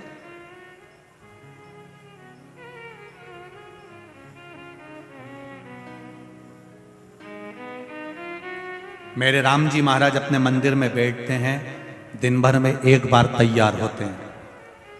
मेरे कन्हैया मंदिर में बैठते हैं, दिन भर में एक बार तैयार होते हैं। मेरे भगवान विष्णु मंदिर में बैठते हैं, दिन भर में एक बार तैयार होते हैं। दत्तात्रेय भगवान मंदिर में बैठते हैं, दिन भर में एक बार तैयार होते हैं। देवी मैया मंदिर में बैठती है, दिन भर में एक बार तैयार होती है। केवल 33 कोटि देवी देवता में केवल एक महादेव है जो जितनी बार जल चढ़ाने आता है उतनी बार तैयार कर कर जाता है, श्रृंगार कर। क्यों, किस लिए? कहीं कहीं पंडित जी कह देते हैं मैंने अभी श्रृंगार करा है, पानी मत चढ़ा देना, पर कहीं कहीं की रहती है मैं तो चढ़ाऊंगी जा। यहां शिवपुराण कह रही है सारे देवी देवता एक बार तैयार होकर बैठ जाते हैं, मेरा महादेव दिन भर तैयार होता है, 24 घंटे तैयार होता है। क्यों तैयार होता है? स्कंद पुराण में कहा वेद व्यास जी ने कि शंकर भगवान बार बार तैयार इसलिए होते हैं, वो अपने भक्तों को बल प्रदान कर कर कहते हैं कि हिम्मत मत हारना, दुनिया के लोग तेरे करे धरे पर पानी छोड़कर जाएंगे तो फिर तैयार होकर आगे बढ़ जाना। स्कंद पुराण में वेद व्यास जी कहते हैं भगवान शंकर प्रेरणा देते हैं अपने भक्तों को, अपने गणों को कि दुनिया के लोग पानी चढ़ाकर जाएंगे फिर तैयार होकर बैठ जाना, घबराना नहीं, फिर तैयार हो जाए। एक बार कहीं का गिराएगा, 2 बार नीचे गिराएगा, 3 बार नीचे गिराएगा, बार बार पांव पकड़ कर गिराएगा, कितनी बार? वो एक संत की कथा आती है, संत महाराज स्नान कर कर आ रहे थे, ऊपर बैठा हुआ व्यक्ति ने ईर्ष्या भाव से संत के ऊपर थूक दिया, पान खा के बैठा था, थूक दिया, संत वापिस चले गए, फिर नहाया, उसने फिर थूक दिया, वो फिर गए, फिर नहाए, फिर थूक दिया, खूब थूका, आखिरी में मुंडा में पान खत्म हो गया। अब बापड़ा थूक के बता, अब और थूकता रहा तो मुंडा में थूक ही खत्म हो गया। अब उसको पानी पीने की जरूरत पड़ रही, पानी भी नहीं, नीचे आ गया। संत के चरणों में आकर बोला गुरुदेव मैंने आपके ऊपर इतना थूका, इतने अपशब्द कहे, इतनी गालियां दी, इतनी आड़ा टेढ़ा बोला, इतना थूका, गुरुदेव आपको बुरा नहीं लगा? गुरुजी ने उसके चरणों को प्रणाम करा, रोज गंगा की एक डुबकी लगाता था, बापड़े तेरे चक्कर में 100 लग गई, तेरे चक्कर में ये 100 डुबकी लगी, नहीं तो मैं कभी नहीं लगाता, इतनी डुबकी तो कभी नहीं लगाता, पर तू थूकता था, मैं स्नान करने जाता था, मेरे मालिक ने कितनी कृपा कर दी कि मुझसे 100 डुबकियां लगवा ली। यही विचार हमारे भीतर आना चाहिए, हारना नहीं। एक बार अगर पानी चढ़ाकर चले गया, दूसरी बार मेरा भोलेनाथ फिर तैयार है, फिर पानी चढ़ाया फिर तैयार है, फिर पानी चढ़ाया फिर तैयार है। मेरे शंकर भगवान कहते हैं मैं नहीं घबराता, फिर तैयार होकर बैठ जाता, फिर तैयार। क्यों घबराना? एक बार दुकान खोली, हार गए, नहीं जमी, फिर दूसरी खोली, नहीं जमी, कोई बात नहीं। सुसाइड का मत सोचना, दुख मत मनाना, ये मत सोचना कि बर्बाद हो गया, बिल्कुल नहीं, फिर तैयारी कर। और अब की बार तैयारी करे तो महाकाल राजा पर, देवाधिदेव महादेव पर छोड़ दे, फिर तैयारी। मैंने एक एग्जाम दिया, नहीं हुआ, दूसरा एग्जाम दिया, नहीं हुआ, तीसरा एग्जाम दिया। एक बच्चे ने लिखा है, छोटा सा बच्चा,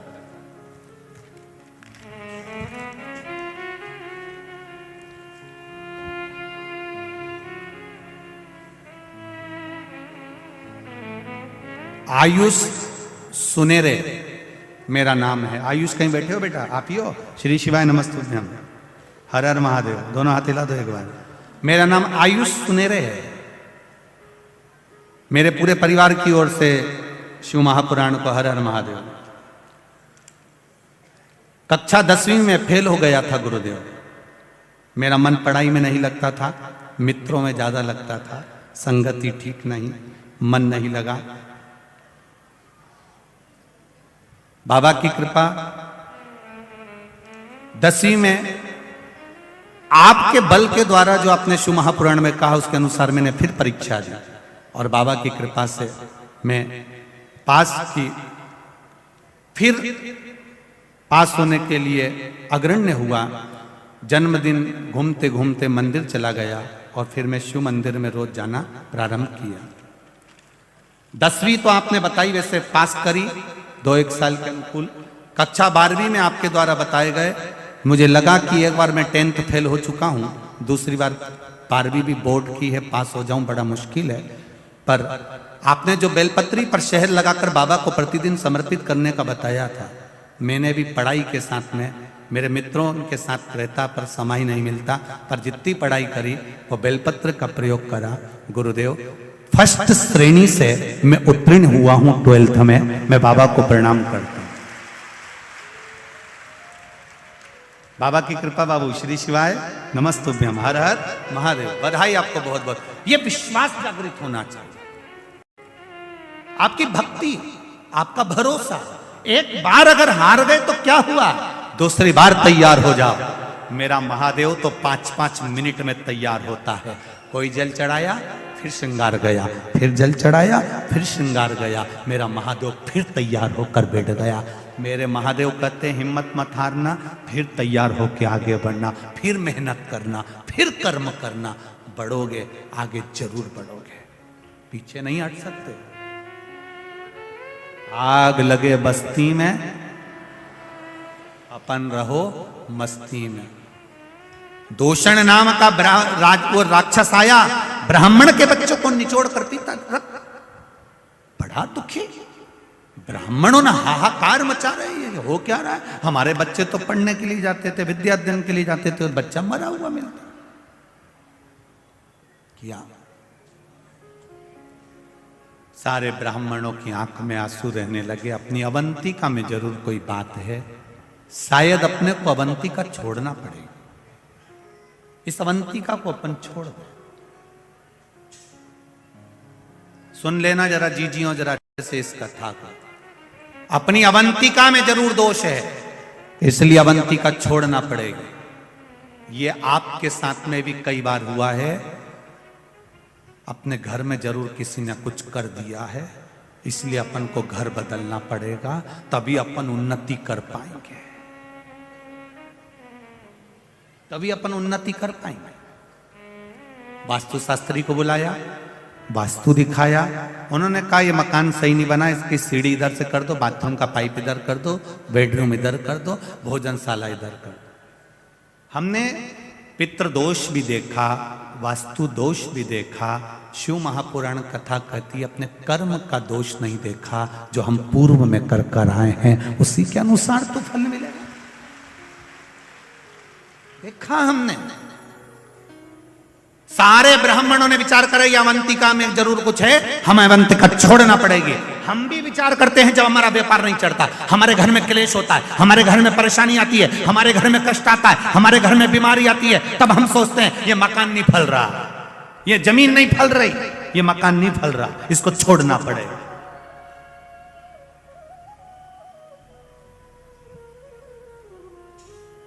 ये दुकान नहीं फल रही, दुकान छोड़ना पड़ेगा।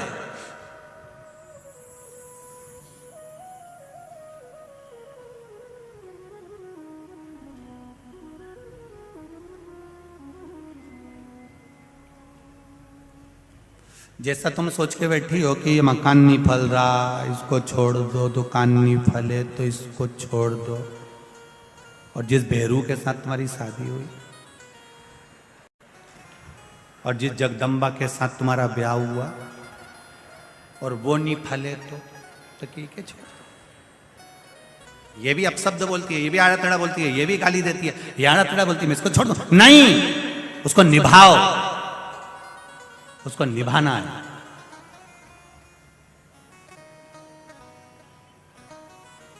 उसको निभाना। भगवान किसी को भी बुरा बनाकर पैदा नहीं करता संसार में। अभी कथा में कहा, किसी कवाड़े को भगवान ने जन्म नहीं दिया, वो किस्मत वाले को जन्म दिया। और तुम्हारा विवाह जिसके साथ हुआ है वो नारी भी किस्मत वाली है, और आपका विवाह जिस पुरुष के साथ हुआ है वो पुरुष भी किस्मत वाला है, साधारण नहीं हो सकता।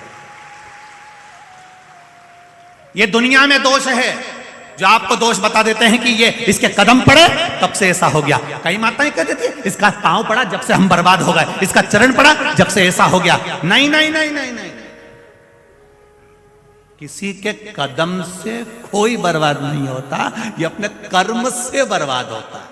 जो पूर्व में करा उसको भी तो भोगना पड़ेगा। जी हमने अभी का तो देख लिया, पूर्व का तो देखा ही। जैसे तुम यहां से जाओ और राजवाड़ा पे किसी लड़के को 8-10 लेडीज चप्पल से मार रही हो और गांव के लोग पूरे राजवाड़ा वाले किसी को मार दे या किसी व्यक्ति को मार दे, या मान लो 3 बत्ती चौराहे पर या पलासिया पर किसी व्यक्ति को कोई मार रहा है और तुमने जाकर देखा बेचारे को कितना मार रहे रे, बेचारे को कितना मार रहा है, एक लड़के को इतने सारे लोग मार रहे हैं, एक व्यक्ति को इतने लोग मार रहे हैं, तो तुमको दुख नहीं होगा? अरे बोलो तो जम के, दुख होगा ना कि बेचारे को क्यों मार रहे हैं। अब तुमने खड़े होकर देखा, थोड़ी देर बाद तुम्हें मालूम पड़ा कि इस व्यक्ति ने एक 4 साल की लड़की के साथ गलत काम कर दिया, तो तुम छोड़ोगी क्या? तुम भी फिर चप्पल उठा के तो 2-4 तो और दे जामे दे दर के। अभी तक तुमको मालूम नहीं था कि इसने गलत काम किया, अब तुम्हें मालूम पड़ा, तब तुमने उसको चप्पल से मारा, तब तुमने उसको अपशब्द कहा, तब तुमने उसको 2 थप्पड़ मारे। उसी तरह हम पूर्व में क्या कर कर आए हैं यह हमको अभी तक नहीं मालूम है। जब हम कर्म का भोग भोगते हैं तब भगवान से कहते हैं मैंने कौन सा कर्म किया होगा।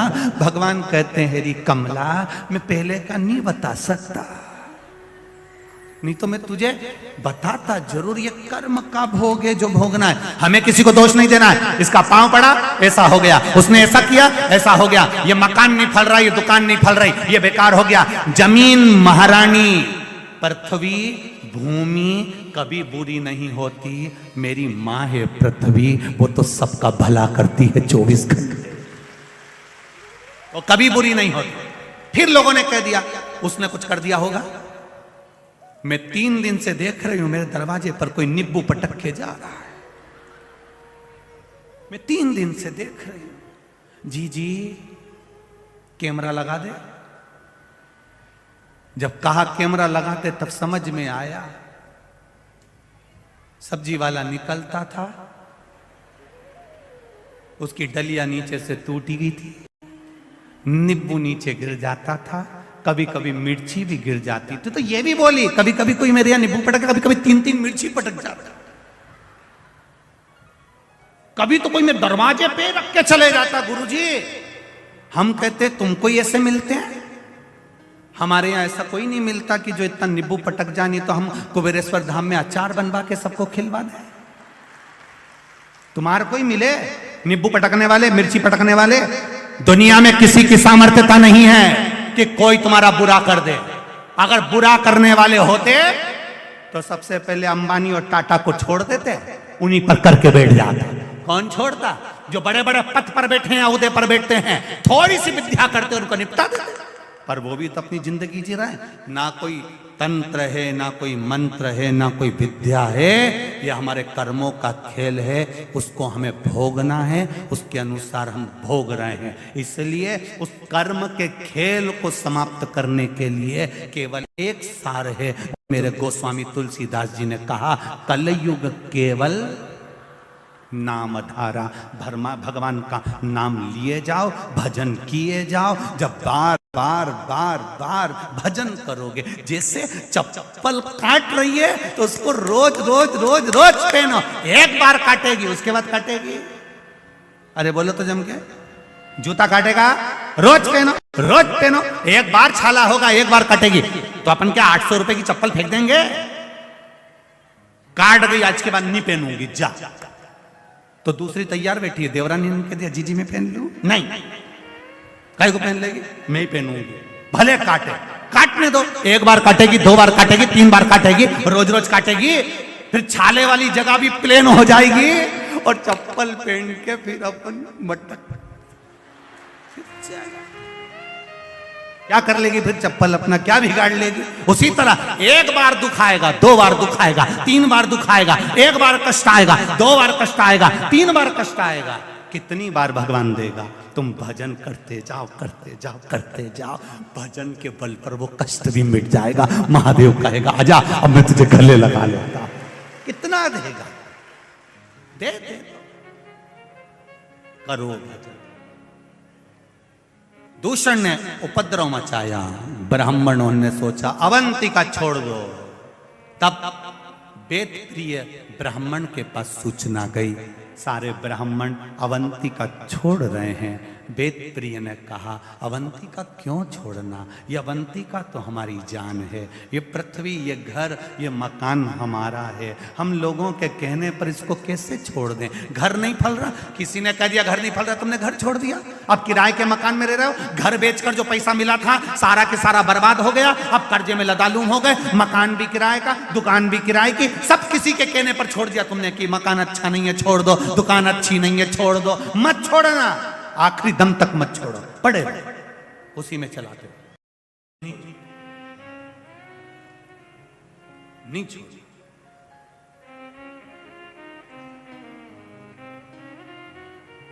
संगी छूटे साथी छूटे, छूटे जग सारा, पर एक नहीं छूटे वो महाकाल हमारा।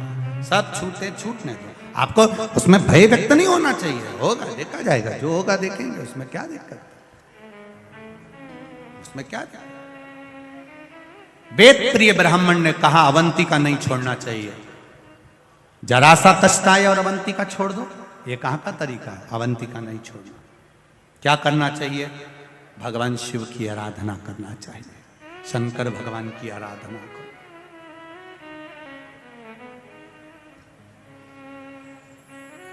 शिव की आराधना, शिव की आराधना करने से जरूर हमें उसका फल प्राप्त होगा, ये निश्चित है। और जब हमें उसका फल मिलेगा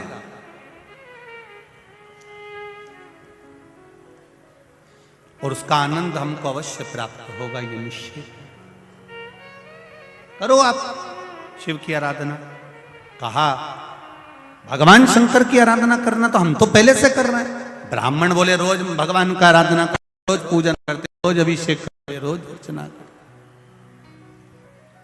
फिर करो। वेद प्रिय ने अपने पुत्र को बुलाया, बेटा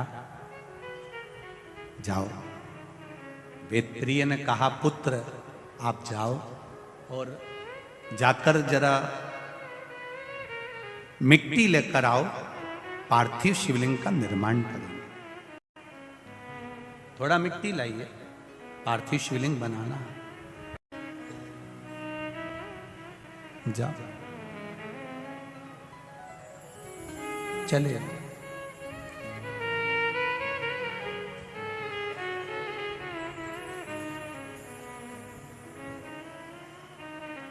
और जब चले पार्थिव शिवलिंग के लिए मिट्टी लेने के लिए, वेद प्रिय जी के पुत्र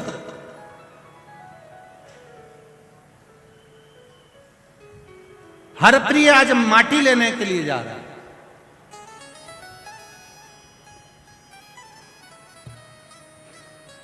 अवंतिका की मिट्टी उठाकर लाया, बाहर गया मिट्टी लेकर आया। पिता ने कहा पुत्र ये तुम कहां की मिट्टी लेकर आए हो? पुत्र ये मिट्टी कहां की है? क्यों पिताजी हुआ क्या? इस मिट्टी में क्या है ऐसा? पुत्र ये पूरी की पूरी मिट्टी लाल हो रही है, ये पूरी की पूरी मिट्टी लाल है, पूरी की पूरी मिट्टी लाल हो रही है। ये कहां की मिट्टी है? कहां से मिट्टी लाया? कहा पिताजी आपने कहा था कि अवंतिका की मिट्टी बाहर जाओ और मिट्टी लेकर आओ, मैं तो मिट्टी लेकर आ गया। ये मिट्टी मुझे नहीं मालूम लाल काय से हो रही है। इतने में पास में बैठा हुआ एक ब्राह्मण कहता है वेद प्रिय जी अभी आपको कहा था कि ब्राह्मणों के बच्चों के रक्त गिर रहे हैं, पूरी पृथ्वी लाल हो जा रही है, अवंतिका लाल हो जा रही है, जरूर इस पे भी रक्त गिरा होगा। उन्होंने वेद प्रिय ने हर प्रिय को कहा हर प्रिय इस मिट्टी को वापस बाहर फेंक दो, श्रेष्ठ जगह की मिट्टी लेकर आओ, जो अच्छी मिट्टी हो वो लेकर आओ।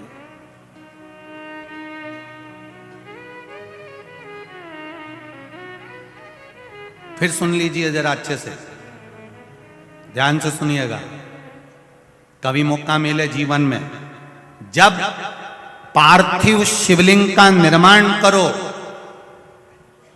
पार्थिव शिवलिंग जब बनाओ, अपने गमले में, अपनी जमीन में, कहीं शुद्ध जगह पर, किसी वृक्ष के नीचे से या किसी ऐसी जगह से मिट्टी लो जिस मिट्टी पर कोई ने गलत कृत्य ना करा हो, कहीं अच्छी हो, शुद्ध हो, वो भाव देखकर लाओ उसको।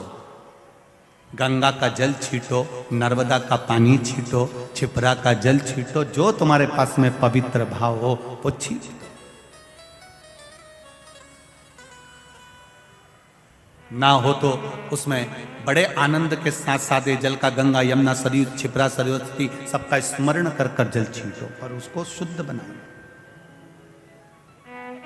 पवित्र नदी का जल छीटो।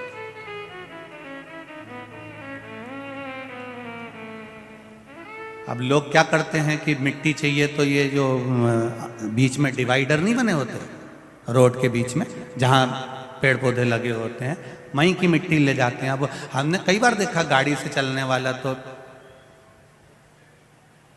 2 मिनट में पिचकारी चला जाता है, हमारी पूरी मिट्टी में। अब तो खैर इंदौर में तो नहीं है ऐसा, कि इंदौर तो अब बाबा की कृपा से सुधर गया है, अब लोग गंदगी इतनी नहीं करते हैं और सब आनंद में रहते हैं, ये सबसे बड़ी है। इतनी गंदगी तो नहीं है, पर फिर भी पहले लोग वहां थूक देते थे, कर देते थे। श्रेष्ठता नहीं। महाराज श्रेष्ठ जगह की मिट्टी ला, हर प्रिय को भेजा, हर प्रिय जाओ मिट्टी लेकर आओ। 7 वर्ष का पुत्र हर प्रिय अपने पिता के कहने पर अवंतिका नगरी में मिट्टी लेने जाता है। मिट्टी देखने के लिए पूरी अवंतिका में घूमता है, अवंतिका के चारों खूट पर घूम कर आता है, सब दूर घूम कर आया और कहीं उसको रक्त में सनी हुई मिट्टी ही मिली। साधारण मृदिका, साधारण मिट्टी उसको हर प्रिय को नहीं मिलती है। हर प्रिय अब लगता है कि मेरे पिता, अगर मैं घर गया बिना मिट्टी के गया तो मेरे पिता मुझे अपशब्द कहेंगे, चिल्लाएंगे, क्रोध करेंगे, तो क्या करूं। हर प्रिय ने वहीं एक आसन लगा लिया और आसन लगाकर एक वृक्ष के नीचे हर प्रिय तप साधना में डूब गए। जो तप साधना में डूबा तो इसको स्मरण आया कि मैं तप तो करूंगा पर मैं नाम किसका जपूंगा। जैसे ध्रुव जी महाराज, प्रहलाद जी महाराज, नाम किसका जपूंगा। जैसे ध्रुव जी के मन में वेद था ना, मां आप मुझे कह रही हो कि वन में भगवान मिलता है, मैं भजन किसका करूंगा। नारद जी तो चले गए, ध्रुव जी तो चले गए, देवऋषि नारद ने कहा कि तू भगवान नारायण का भजन करता, वो नारायण का भजन करे। अब हरप्रिय किसका भजन करे। हरप्रिय ने विचार करा, एक बार मेरे पिताजी ने कहा था भगवान नारायण की भक्ति प्रहलाद, ध्रुव आदि करते हैं, उसी तरह जो भक्ति करता है भगवान मिलता है। हर प्रिय ने भगवान नारायण की भक्ति करना प्रारंभ करी।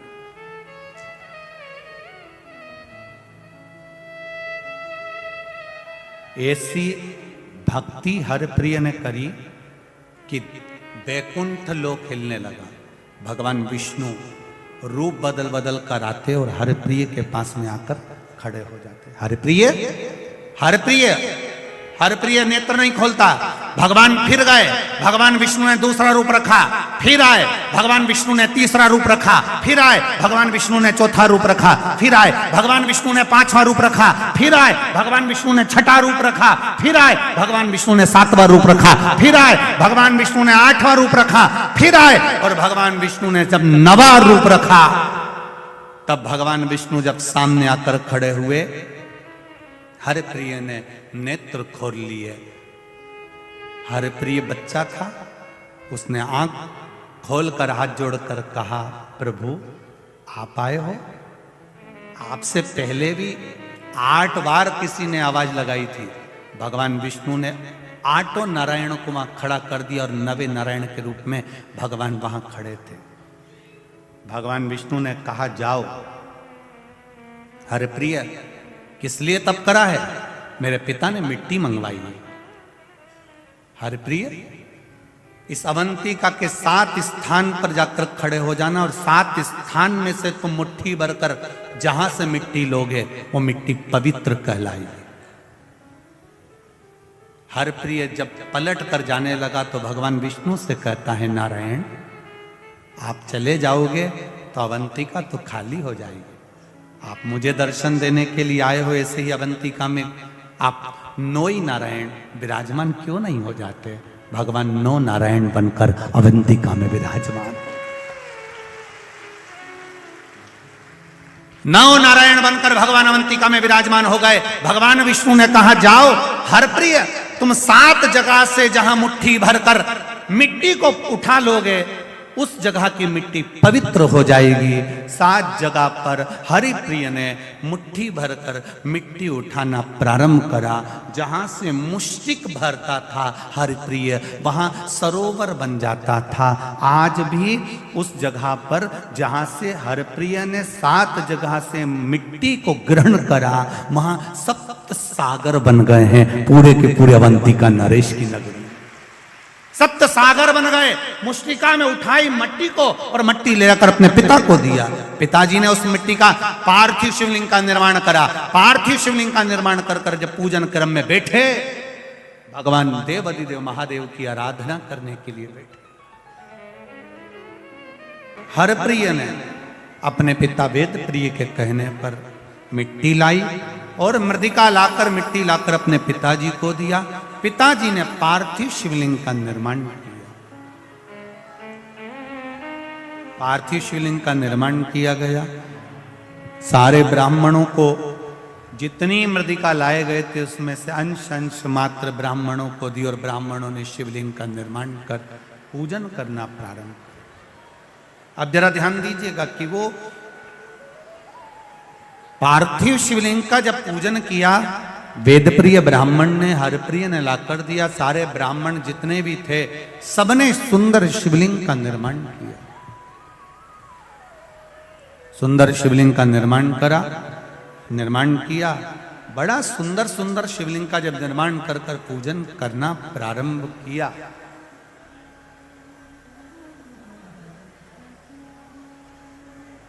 उसी समय पर सारे ब्राह्मणों ने एक साथ भगवान शंकर की आराधना कर कर विनती करी, भोलेनाथ, हे देवाधिदेव महादेव, कृपा करिए। देखिए, एक अकेले बैठकर भजन करना और एक सामूहिक बैठकर भजन करना, बहुत अंतर है। 3.5 करोड़ रोम छिद्र ये मनुष्य के शरीर पर हैं। 3.5 करोड़ रोम छिद्र मनुष्य के शरीर पर हैं। ये 3.5 करोड़ रोम छिद्र का जो पवित्र स्नान होता है वो भगवान के भजन से होता है। एक दिन में मनुष्य को 3.5 करोड़ बार भगवान का नाम लेना चाहिए, तब जाकर ये शरीर शुद्ध हो पाता है। अब 3.5 करोड़ बार तो कोई भगवान का नाम लेगा नहीं, तो क्या करना चाहिए? कथा में जाकर बैठ जाओ। भगवान की कथा में जाकर जब बैठोगे, सब इतने लोग एक साथ में मिलकर जब भगवान का भजन करेंगे, वो भजन करते करते जब वाणी से निकलेगा, टकराएगा, बिखरेगा, कण कण कण कण 3.5 करोड़ रोम छिद्र में समाएगा, तो हमारा कल्याण अपने आप हो जाएगा। करो भजन भगवान का। प्रार्थना में वो बल है।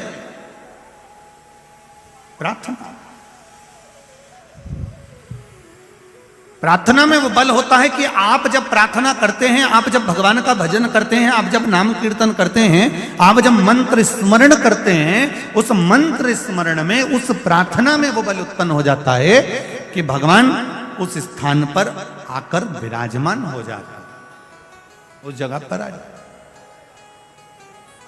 अभी कथा में वर्णन किया था इससे पहले, जो कानपुर की कथा हुई, उस कानपुर की कथा में कहा था, हेलीकॉप्टर को उतारने के लिए हेलीपैड बनाया जाता है। बोलो रिजी जी सही है कि गलत है? ऐसा ग्राउंड देखा जाता है, फिर उसमें चूने से एच लिखा जाता है। क्या लिखते हैं? एच। देखा है आप लोगों ने कि नहीं देखा? किस किस ने देखा? जरा हाथ उठाओ। सबने देखा है? धरो धरो धरो धरो। एच बना होता है। एच का मतलब होता है हां, मतलब आप अपना हेलीकॉप्टर यहां पर उतार सकते हो। हेलीकॉप्टर वाला नीचे एच देखता है, हेलीपैड देखता है और हेलीकॉप्टर उतार लेता है। उसी तरह रोज प्रतिदिन मेरे देव अधिदेव महादेव माता पार्वती जी के साथ में भ्रमण के लिए जाते हैं। जहां ये शिव महापुराण की कथा होती हुई दिखती है, मेरे भोलेनाथ भी अपना हेलीकॉप्टर अपने नंदी को नीचे उतार लेते। क्या मिलता है शिव महापुराण के पंडाल में? क्या मिलता है? कई लोग कहते हैं, इंदौर के लोगों के भी मुख में ये चर्चा चल रही होगी, क्यों जा रहे हैं इतने सारे लोग धक्के खाने के लिए?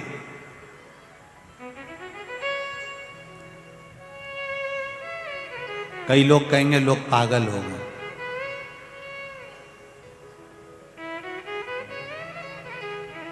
घर में टीवी पर भी तो कथा आ रही है, अपने अपने घर में क्यों नहीं सुन लेते? मां रोड पर बैठे हुए हैं, दीवार पर चढ़े हुए हैं, मकान पर चढ़े हुए हैं, बाउंड्री पर चढ़े हुए हैं। अरे भाई, इन सब को मालूम है कि हेलीपैड पे हेलीकॉप्टर उतरता है और जहां शिव महापुराण की कथा होती है वहां मेरा महादेव उतरता है। इन सबको मालूम। और जैसे ही हेलीकॉप्टर से नेताजी नीचे उतरते हैं तो जितने लोग हेलीपैड के आसपास में होते हैं वो अपनी अपनी एक एक सूचना दे देते, साहब हमारे यहाँ पानी नहीं आ रहा, साहब हमारे यहाँ नल नहीं चल रहा, साहब हमारे यहाँ ये प्रॉब्लम है, हमारे यहाँ वो प्रॉब्लम है। उसी तरह देवाधिदेव महादेव जब इस शिव महापुराण की कथा में जहाँ कथा होती है, हम पहले भी आपको कहे कि शिव पुराण जिस स्थान पर होती है वो स्थान साधारण नहीं होता, वो कैलाश धाम होता है जहाँ भगवान शंकर की कथा हो रही है।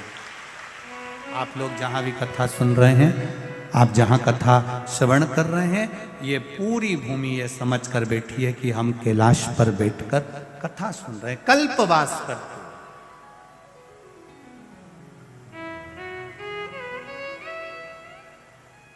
शिव भगवान की कथा को सुन,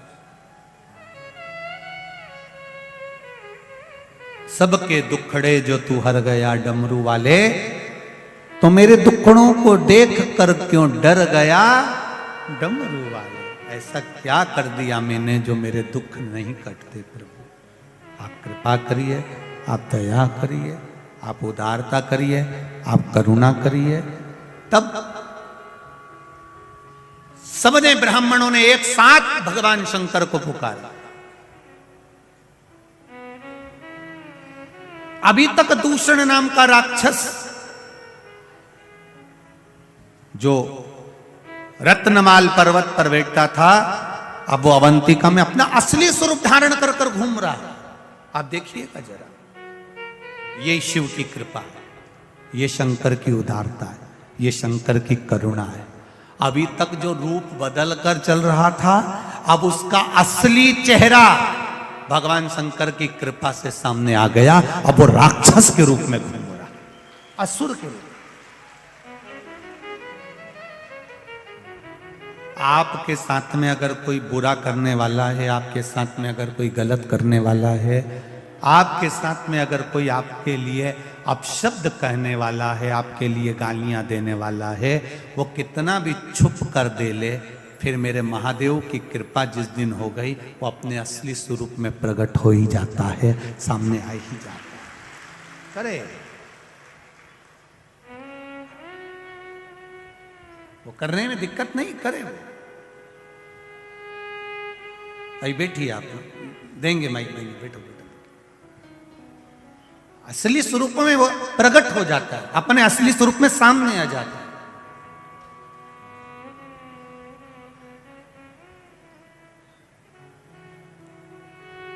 महाराज राक्षस अपने असली स्वरूप में आ गया। अभी तक ज्योतिषी का रूप रख रहा था, ब्राह्मण का रूप रख रहा था, जोगी सन्यासी का रूप रख रहा था, संत महात्मा का रूप रख कर आता था और ब्राह्मणों के घर में जाता और ब्राह्मणों से कहता मैं इनको विद्याध्ययन कराऊंगा, और उन बच्चों को लेकर चले जाता, उनका रक्त निचोड़ कर पी जाता। अब अपने असली स्वरूप में आ गया, अब असली स्वरूप में प्रकट हो गया। आप भी करो शंकर की भक्ति। एक लोटा जल लेकर जब शिव जी के मंदिर में जाओगे ना, तो तुम्हारे सामने भी कई सारे राक्षस प्रकट हो जाएंगे, तुम्हारे सामने भी आएंगे। कोई कोई तुम्हारे ऊपर उंगली उठाएगा, चल दी गुरु जी की चेली, चल दी शंकर जी के मंदिर। क्या होता है लोटा भर के जल चढ़ाने से? जो तुमको ज्यादा ज्ञान देना कि शिव जी को जल चढ़ाने से क्या होता है, शंकर भगवान के मंदिर जाने से क्या होता है, तो उनसे हाथ जोड़कर कहना इतना जोरदार ज्ञान तू अपनी लुगाई को क्यों नहीं देता? हमको ज्ञान दे रहा है, अपनी लुगाई के तो समझा। एक बार जरा चंद्र घंटा से बोल के तो देख, तेरा पूरे अच्छे से ही तेरे को मंदिर का घंटा बना देगी। तो बोलना उससे बोल कि हरतालिका तीज का पूजन करने से क्या होता है, करवा चौथ का व्रत करने से क्या होता है, शिवरात्रि का व्रत करने से क्या होता है, सावन के महीने में शंकर जी की पूजन करने से क्या होता है, भगवान शंकर का अभिषेक करने से क्या होता है, ब्राह्मण को घर में पूजन कराने से क्या होता है। तू अपनी धर्मपत्नी को समझाना, दुनिया को ज्ञान दे रहा है, कुछ नहीं होगा। लोटा भर के जल चढ़ाने से कुछ होता है?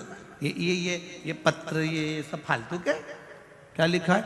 मैं सीमा राजकुमार नागपुर इंदौर से हूं। कहीं बैठी हो सीमा जी? तो हाथ हिलाइएगा। आप ही हैं? श्री शिवाय नमस्तुभ्यम। दोनों हाथ हिला दो एक बार ऐसा।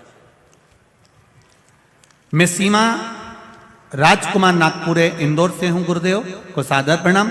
मुझे 3 साल पहले उल्टे ब्रेस्ट में गठान हो गई थी, जिसका ऑपरेशन कराने के बाद गठान की जांच कराई गई। जांच में कैंसर पाया गया। कैंसर 3रे स्टेज पर था। फिर डॉक्टर बोले आपका ब्रेस्ट निकलेगा। फिर मेरे ब्रेस्ट निकालकर ऑपरेशन हुआ। कीमोथेरेपी हुई। मुझे 8 किलोग्राम संग 8 कीमो लगे। 8 कीमो पूरे होने पर 2021 में मुझे फिर दूसरे ब्रेस्ट में गठान हो गई। तब मैंने 2021 से ही आपकी शिव महापुराण की कथा सुनना प्रारंभ कर दी। जब मेरे दूसरे ब्रेस्ट में गठान हो गई और फिर बताया, आपने टीवी पर जो उपाय बताया था वो करना प्रारंभ करा। एक बेलपत्री शिव जी को चढ़ाकर खाना, जल चढ़ाकर शिव जी को आना। मैंने करना चालू कर दिया। भोले बाबा को जल चढ़ाती, बेलपत्री खाती, बाबा से रोज विनती करती, बाबा से बेलपत्र मांग कर लाती, बाबा मुझे औषधि दे दो, मेरे शरीर में फिर गठान हो गई है, बाबा इसको गला दीजिए।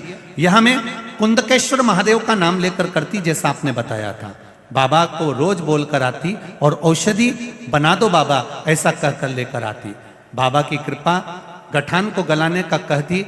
गुरुजी भोले बाबा ने ऐसी कृपा करी कि मैं वर्णन नहीं कर सकती। मेरी 1 महीने के अंदर जो दूसरी गठान हो गई थी, डॉक्टर को दिखाया तो पूरी गठान गल चुकी थी। मैं कैंसर से बच गई। मैं बाबा को यहाँ प्रणाम करने के लिए आई हूँ। गुरुदेव मुझे जमकर खांसी हो गई, क्योंकि कैंसर का शरीर था। फिर जमकर जब खांसी हुई, फिर मैं वापस डॉक्टर को दिखाने के लिए गई, तो डॉक्टर ने आश्चर्य करा और मेरी खून की जांच हुई। जब खून की जांच कराई गई, सारी जांच देखी गई, तो मेरी सारी जांच नॉर्मल आई और मेरे शरीर से कैंसर भी समाप्त हो गया। मैं बाबा को प्रणाम करने आई हूँ। ये मेरी कैंसर की जांचें लगाई है मैंने, पूरी जांच मेरी कैंसर की लगी हुई है। जहां जहां मेरे को कैंसर हुआ दिखाया गया, हॉस्पिटल के साले पर्चे मैं लगाकर भेज रही हूँ। शिव किसको कहते हैं बाबा? शंकर का 1 लोटा जल और 1 बेलपत्री में वो बल है जो दुनिया में कहीं नहीं हो सकता। बैठिए बहन। श्री शिवाय नमस्तुभ्यम। हर हर महादेव। बैठ जाइए। तेरी कृपा बिना न हिले एक भी अणु, लेते हैं श्वास तेरी कृपा से तनु तनु। जो तुमको ज्ञान दे, लोटा भर के जल चढ़ाने से क्या होता है, शिव जी पे बेलपत्र चढ़ाने से क्या होता है, उनसे क्यों अपनी लुगाई, हमें ज्ञान मत दो। धर्म में अगर आदमी घुसता है, प्रवेश करता है, तुम कभी नहीं टोकते, पर सनातन धर्म में आगे बढ़ता है तो 25 बार उंगली उठाते हो। तुम सनातन धर्म के विरोधी हो।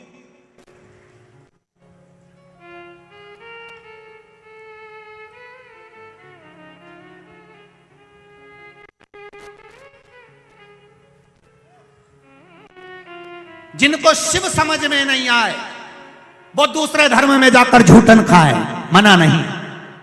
शिव हमारा है, राम हमारा है, कृष्ण हमारा है। और अगर आज राम कृष्ण हमारा है तो फिर हमें कहीं झूठन खाने जाने की जरूरत नहीं पड़ेगी।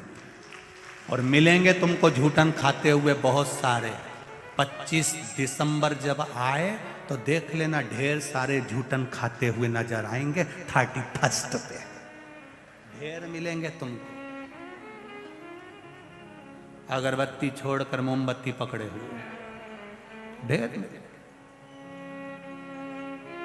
मिलेंगे तुमको, ढेर जूठन खाते हुए। हमें नहीं खाना, हम खाएंगे तो उसके दरवाजे की रज खा लेंगे, उसके दरवाजे की ठोकर खा लेंगे, पर दूसरी जगह प्रवेश नहीं करेंगे।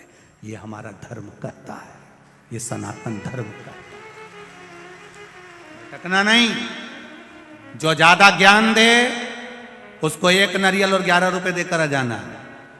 ए भेरू, ये 10 रुपए का सिंदूर चढ़ा लेना।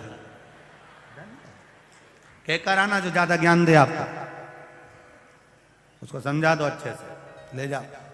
जो व्हाट्सएप पर ज्यादा ज्ञान दे, फेसबुक पर ज्यादा ज्ञान दे, मोबाइल पर ज्यादा ज्ञान दे, उसको अच्छे से समझा दो एक बार, तेरा क्या होगा रे, खा लिया। समझा। बोल बम का नारा है, जम के बोलो जरा, बाबा एक सहारा है। अभी आवाज नहीं आई, जरा जम के बोलिए। बोल बम का नारा है, बस बाबा एक सहारा है। उसके सहारे पर जिएंगे, उसके बल पर जिएंगे। और वो बैठा है तो मेरा विश्वास कहता है धक्के नहीं खाने देगा।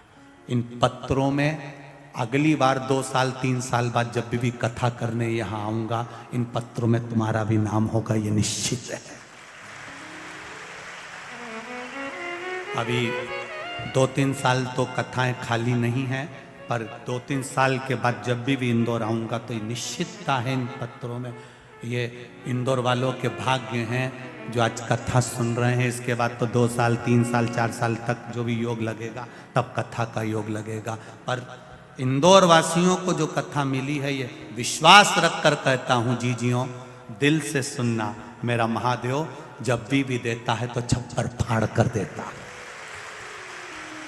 खाली नहीं छोड़ेगा, निश्चितता है उसका नाम कुबेर भंडारी है, वो भंडार करता।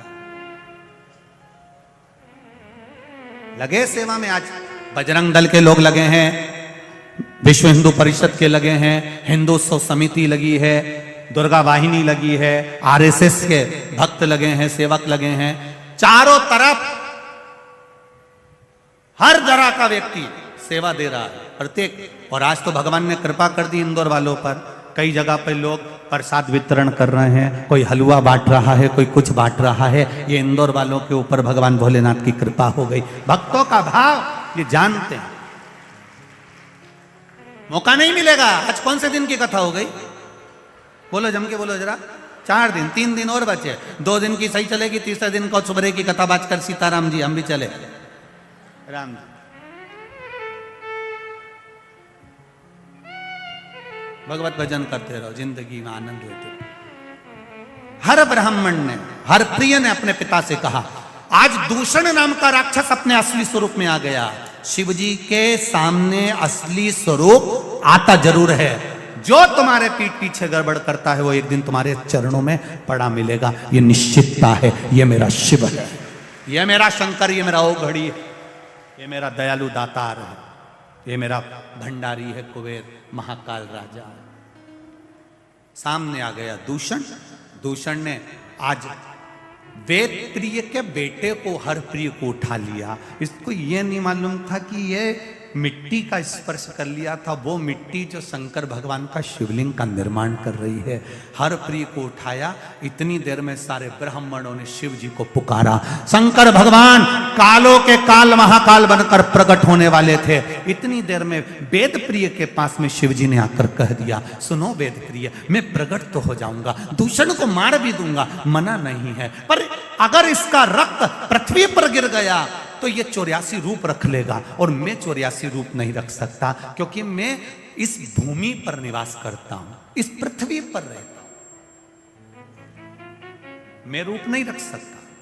लोगों के शरीर में देवी जी आती है, देवता जी आते हैं, सब्र आते हैं, पर किसी के शरीर में महादेव नहीं आते, क्योंकि महादेव कहीं गए नहीं, यहीं की यहीं है, तो आके करेंगे क्या, वो तो पहले ही है। और कहीं का घूमता घूमता कह दे कि मुझे महादेव आ गए, तो उसको धतूरा चढ़ा देना, कांटे वाले धतूरे लिया, एक बोरी भर के चढ़ा दो, थोड़ी देर बाद महादेव निकल जाएंगे बाहर, रहेंगे नहीं। जब सब दूर से चुभेंगे ना तो अपने आप निकल जाएंगे। किसी को महादेव नहीं आते, क्योंकि महादेव कहीं नहीं गए, कंकर में शंकर है, और मृत्यु लोक के कण कण में मेरा महादेव बैठा है, वो जाता ही नहीं है।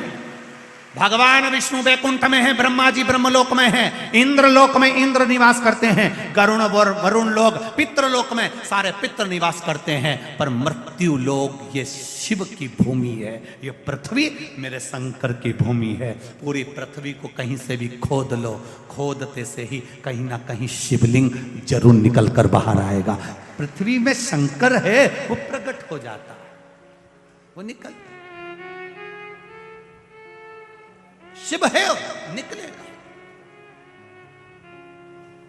अब जिसके पास जो होगा ना, वो अपन उसको नाम से पुकारते हैं। भैया जो दूध बेचता है उसको दूध वाला कह देते हैं, सब्जी बेचता है तो बोलो बोलो जम के बोलो, सब्जी वाला। सोना चांदी बेचे तो सोना चांदी वाला सोनार, बर्तन बेचे तो ताम्र का, कपड़ा बेचे कपड़े वाला, कबाड़ा वाला। अब तुम हंसे क्यों, अब उसमें कौन सा, तो कबाड़ा बेचे तो कबाड़ा वाला। अब जैसे तुमको लोग कहते हैं ना कि साहब ये कपड़े वाला है, ये सब्जी वाला है, ये दूध वाला है, ये बर्तन वाला है, उसी तरह जो शंकर भगवान को एक लोटा जल चढ़ाता है, लोग कह देते हैं ये शिव वाला है, शंकर वाला। पहचान हो जाती है इसकी, ये पहचान है।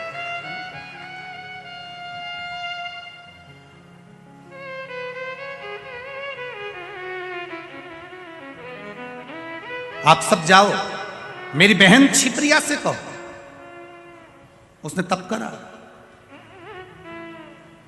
छिप्रिया घोर तप में बैठी है, घोर तप। आप छिप्रिया से कहो, जब दूषण नाम का राक्षस मरेगा, उसका रक्त भूमि पर गिरेगा, छिप्रिया पानी के रूप में आ जाए, उसको धो जाए। उसका तप बहुत प्रबल है, और छिप्रिया का अगर तप प्रबल है तो ये दूषण मर जाएगा। छिप्रिया में वो बल है, कहते हैं